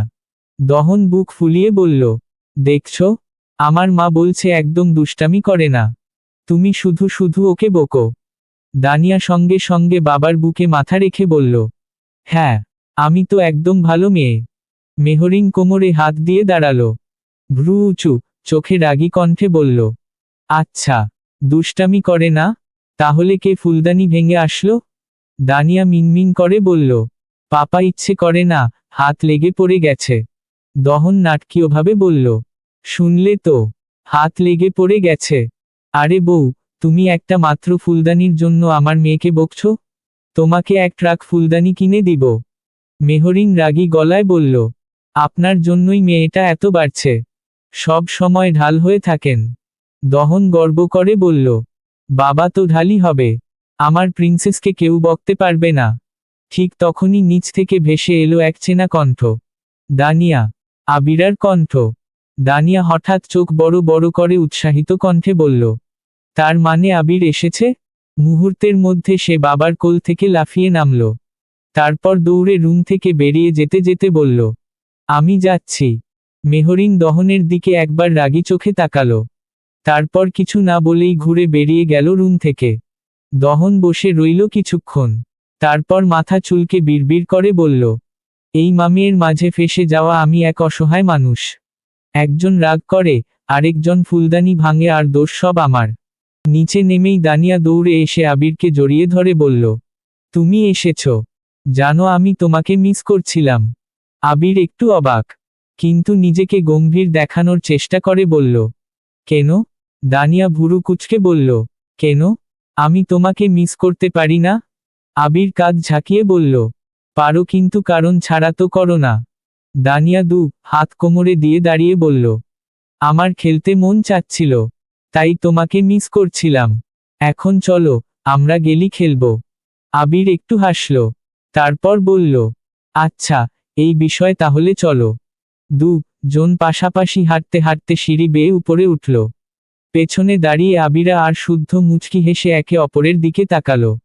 শুদ্ধ ফিসফিস করে বলল, দেখছো, ছোটবেলা থেকেই পার্টনারশিপ পাকা। শুদ্ধের কথা শুনে আবিরা শুধু মুচকি হাসল। ঠিক তখনই সিঁড়ি বেয়ে নেমে এসে মেহরিন বলল, কেমন আছিস, আবিরা? আবিরা তাকিয়ে মুচকি হেসে বলল, ভালো। তুই? ভালোই। মেহরিনও হাসল। পাশ থেকে শুদ্ধ একটু নাটকীয় ভঙ্গিতে গলা খাকারি দিয়ে বলল, আজ আমি কেউ নই বুঝি? আমার খবরটা কেউ নেবে না? মেহরিন হেসে ফেলল। তারপর বলল, আরে না না, ওইরকম কিছু না। আপনি কেমন আছেন? শুদ্ধ ভান করা গম্ভীর মুখে বলল, এখন ভালো আছি। সম্মান পেলাম তো। শুদ্ধের কথা শুনে সবাই হেসে উঠল। তারপর মেহরিন বলল, তাহলে বসুন, আমি কিচেনে একটু দেখি, কিছু নাস্তা বানাই। আবিরা আর শুদ্ধ একসাথে বলল, আচ্ছা। মেহরিন চলে গেল কিচেনের দিকে। তার চলার ভঙ্গিতে এখন আর আগের রাগ নেই, আছে স্বস্তি, আছে আপনজনদের উপস্থিতির নিশ্চিন্ততা। ঠিক তখনই সিঁড়ি দিয়ে নামল দহন। চুলে হালকা ভেজা ভাব, হাতে ফোন। আবিরা হাসি মুখে বলল, কেমন আছো ভাইয়া? দহন এগিয়ে এসে বলল, ভালো। তুই? ভালোই। আবিরা বলল। দহন শুদ্ধের দিকে তাকিয়ে বলল, কি শুদ্ধ সাহেব, আজ আবার পরিবার নিয়ে হানা? শুদ্ধ হেসে বলল, হানা না, নিয়মিত পরিদর্শন। ড্রয়িং রুম আবার হাসিতে ভরে উঠল। আবিরা উঠে দাঁড়িয়ে বলল, তোমরা কথা বলো, আমি মেহরিনের কাছে যাই। বলেই সে কিচেনের দিকে চলে গেল। দহন ধীরে ধীরে এসে শুদ্ধের পাশে বসল। চুলে এখনো ভেজা জলবিন্দু, কপাল বেয়ে এক ফোঁটা গড়িয়ে পড়ছে। শুদ্ধ তাকিয়ে ভ্রু তুলে বলল, বসো, আপনার চুল ভিজা কেন? দহন দীর্ঘশ্বাস ফেলে সোফার পেছনে হেলান দিয়ে বলল, আর বলো না, বউ আর মেয়ের মাঝে ফেসে আমার অবস্থা বেহাল। তাই ভাবলাম মাথায় একটু পানি ঢেলে আসি, মাথাটা অন্তত ঠান্ডা থাকুক। শুদ্ধ হেসে উঠল বলল, বসো, আপনার এক কথায় পুরো মাফিয়া ওয়ার্ল্ড কাপে। আর আপনি কিনা আপনার বউকে ভয় পান? ভাবা যায়। দহন ঠোঁটের কোণে চাপা হাসি টেনে বলল, দেখো শুদ্ধ, বাইরে আমি যাই হই না কেন বউয়ের সামনে কিছুই না।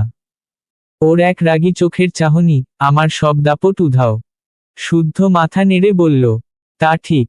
আসল ক্ষমতা তো ঘরের ভেতরেই থাকে। দহন একটু ঝুঁকে ফিসফিস করে বলল, আর আমার ঘরের দুই রানী, একজন বড়, একজন ছোট। একজন রাগ করে, আরেকজন কাদার ভান করে। শেষে দোষ সব আমার। জনেই হেসে উঠল। শুদ্ধ মৃদু গলায় বলল, তবুও দেখেন বসো, এই ঝামেলাগুলোই তো আসল সুখ। দহন কিছুক্ষণ চুপ করে থাকল। উপরে আবার দানিয়ার হাসি ভেসে এলো। পাপা, আবির ভাইয়া চিটিং করছে। দহন মাথা তুলে ছাদের দিকে তাকিয়ে মৃদু হাসল। হ্যাঁ, সুখই তো। এই শব্দগুলো না থাকলে বাড়িটা ফাঁকা লাগত। শুদ্ধ তার দিকে তাকিয়ে বলল, আপনি বলেছেন বসো। দহন চোখ সরু করে বলল, ভালো দিকে? শুদ্ধ বলল, সবচেয়ে ভালো দিকে। দহন ধীরে বলে উঠল, ভালোবাসা মানুষকে বদলায়, শুদ্ধ। বাইরে যত কঠিন হই না কেন, ঘরে ফিরে যদি নরম হতে না পারি তবে সেই শক্তির কোনো দাম নেই। দূরে রান্নাঘর থেকে মেহরিন আর আবিরার হাসির শব্দ ভেসে এলো। দহন তাকিয়ে রইল সেই দিকে, চোখে অদ্ভুত এক শান্তি। মাফিয়া দুনিয়ার দহন হয়তো ভয়ঙ্কর, কিন্তু এই ঘরের দহন শুধু একজন স্বামী, একজন বাবা, আর খুব সাধারণ এক সুখী মানুষ। রাত 10টা। বাড়ির চারপাশে নিস্তব্ধতা নেমে এসেছে। বারান্দার হালকা বাতাসে পর্দা দুলছে ধীরে ধীরে। রুমের এক কোণে নাইট ল্যাম্পের ম্লান আলো, সেই আলোয় ছোট্ট দানিয়া গভীর ঘুমে আচ্ছন্ন। তার বুকটা ধীরে ধীরে ওঠানামা করছে, ঠোঁটের কোণে শান্ত একটা হাসি লেগে আছে, যেন স্বপ্নেও সে খেলছে। মেহরিন বসে আছে ঠিক তার পাশেই, এক হাত দিয়ে আলতো করে মেয়ের চুলে হাত বুলিয়ে দিচ্ছে। চোখে মায়া, মুখে অদ্ভুত কোমলতা। সোফার উপর বসে এতক্ষণ ল্যাপটপে কাজ করছিল দহন। তারপর কাজ শেষ করে স্ক্রিন বন্ধ করে নিঃশব্দে উঠে ধীরে ধীরে এগিয়ে এসে মেহরিনের পাশে বসতেই মেহরিন একটু সরে যেতে চাইল, কিন্তু দহন সুযোগ দিল না। এক হাত বাড়িয়ে তাকে নিজের বুকে টেনে নিল। শক্ত, উষ্ণ এক আশ্রয়। তারপর নরম কণ্ঠে বলল, আমার ডেইজি হানি এভাবে রেগে আছে কেন? মেহরিন গাল ফুলিয়ে বলল, সব সময় মেয়েটাকে এত আস্কারা কেন দেন? দেখেন না দিন দিন কেমন বাদর হয়ে যাচ্ছে। দহন হেসে উঠল চুপচাপ, যেন সেই অভিযোগটাও তার ভালো লাগছে। তারপর দীর্ঘশ্বাস ফেলে বলল, তুমি জানতে চাও আমি কেন মেয়েকে এত ভালোবাসি? মেহরিন ছোট্ট করে বলল, হুম। রুমটা তখন নিস্তব্ধ, শুধু দানিয়ার শান্ত নিঃশ্বাসের শব্দ, আর জানালার ফাঁক গলে ঢুকে পড়া চাঁদের আলো। দহন কিছুক্ষণ চুপ করে মেয়ের দিকে তাকিয়ে রইল। তার চোখে অদ্ভুত এক গভীরতা, যেন বহু বছরের জমে থাকা শূন্যতা সেখানে ভাসছে। তারপর হঠাৎই সে মেহরিনকে আরো শক্ত করে জড়িয়ে ধরল। বুকের ভেতরটা যেন ভারী হয়ে এসেছে। নিচু স্বরে ধীরে ধীরে বলতে লাগল, কারণ ওর মধ্যে আমি আমার মা কে দেখতে পাই। জানো, নিজের মা থেকে আমি কোনোদিন ভালোবাসা নেইনি। সব সময় অকারণে ঘৃণা করেছি, অযথা ভুল বুঝেছিলাম। কখনো কাছে যাইনি, কখনো মাথায় হাত বুলিয়ে দিতে দেইনি। তাই ভাবি হয়তো আমার মেয়ে বড় হয়ে আমাকে সেই আদরটা দেবে, যেটা আমি নিজের হাতে দূরে ঠেলে দিয়েছিলাম। জানো তো, আমার খুব জানতে ইচ্ছে করে মায়ের ভালোবাসা কেমন হয়। মেহরিন নিঃশব্দে শুনছিল। তার বুকটা মোচড় দিয়ে উঠল। সে আলতো করে দহনের হাতটা চেপে ধরল। নিচু কণ্ঠে বলল, সরি। দহন সাথে সাথে তার কপালে চুমু খেল। তারপর মৃদু স্বরে বলল, আরে পাগলি, তুমি সরি বলো কেন? এটা তো তোমার কোনো দোষ না, এটা আমার কর্তব্য। মেহরিন একটু চুপ করে থাকল। তারপর বুকে মাথা রেখেই মুখটা তুলে তাকালো দহনের দিকে, চোখে একটু দুষ্টুমি। তারপর নিচু কণ্ঠে বলল, আমার না আপনার মুখ থেকে আবার তুই শুনতে মন চাই। দহন ভ্রু কুঁচকে তাকিয়ে বলল, কেন? মেহরিন ঠোঁট বাঁকিয়ে বলল, মেয়ে হওয়ার পর থেকে শুধু তুমি তুমি বলেন। আগে তো তুই বলতেন। রুমটা তখন নরম অন্ধকারে ঢেকে আছে। জানালার বাইরে চাঁদের আলো এসে মেঝেতে লম্বা এক ফালি সাদা রেখা এঁকে দিয়েছে। ঘড়ির কাঁটা টিকটিক শব্দে সময় গুনছে, আর সেই শব্দের মাঝেই দুইটা হৃদয়ের স্পন্দন যেন এক ছন্দে মিলছে। দহন মেহরিনের চুলে আলতো করে হাত বুলাতে বুলাতে ধীরে বলল, আগে শুধু আমার বউ ছিলা অভ্যাসে তুই বলতাম, কিন্তু এখন তুই আমার মেয়ের মা। এখন তো আর তুই বলা যায় না। তার কণ্ঠে ছিল মায়া, সম্মান, আর একরাশ গর্ব। মেহরিন ঠোঁট ফুলিয়ে তাকালো তার দিকে।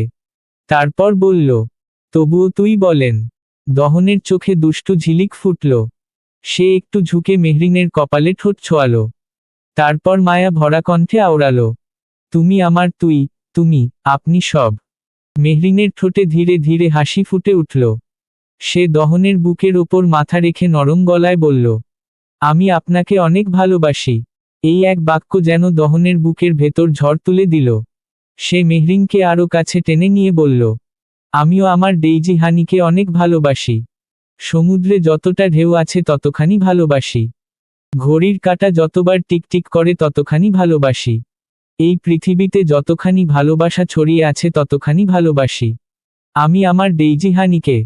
মেহরিন চোখ তুলে তাকালো তার দিকে।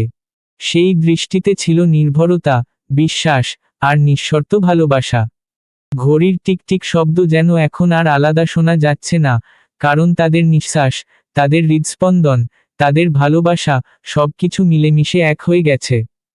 দানিয়া পাশেই গভীর ঘুমে। দহন একবার তাকিয়ে নিল মেয়ের দিকে, তারপর আবার মেহরিনের দিকে। ধীরে ফিসফিস করে বলল, জানো, আমি জীবনে অনেক কিছু পেয়েছি, কিন্তু তোকে পাওয়াটাই আমার সবচেয়ে বড় প্রাপ্তি। মেহরিন মুচকি হেসে বলল, আর আপনি আমার সবচেয়ে বড় ভরসা। চাঁদের আলোয় জনের ছায়া এক হয়ে গেল। ভালোবাসা কখনো বড় বড় প্রতিশ্রুতিতে থাকে না, থাকে এমনই ছোট ছোট মুহূর্তে, যেখানে তুই আর তুমি মাঝেও থাকে গভীর সম্মান। আর শব্দের চেয়ে বেশি কথা বলে এক টুকরো আলিঙ্গন। সমাপ্তি।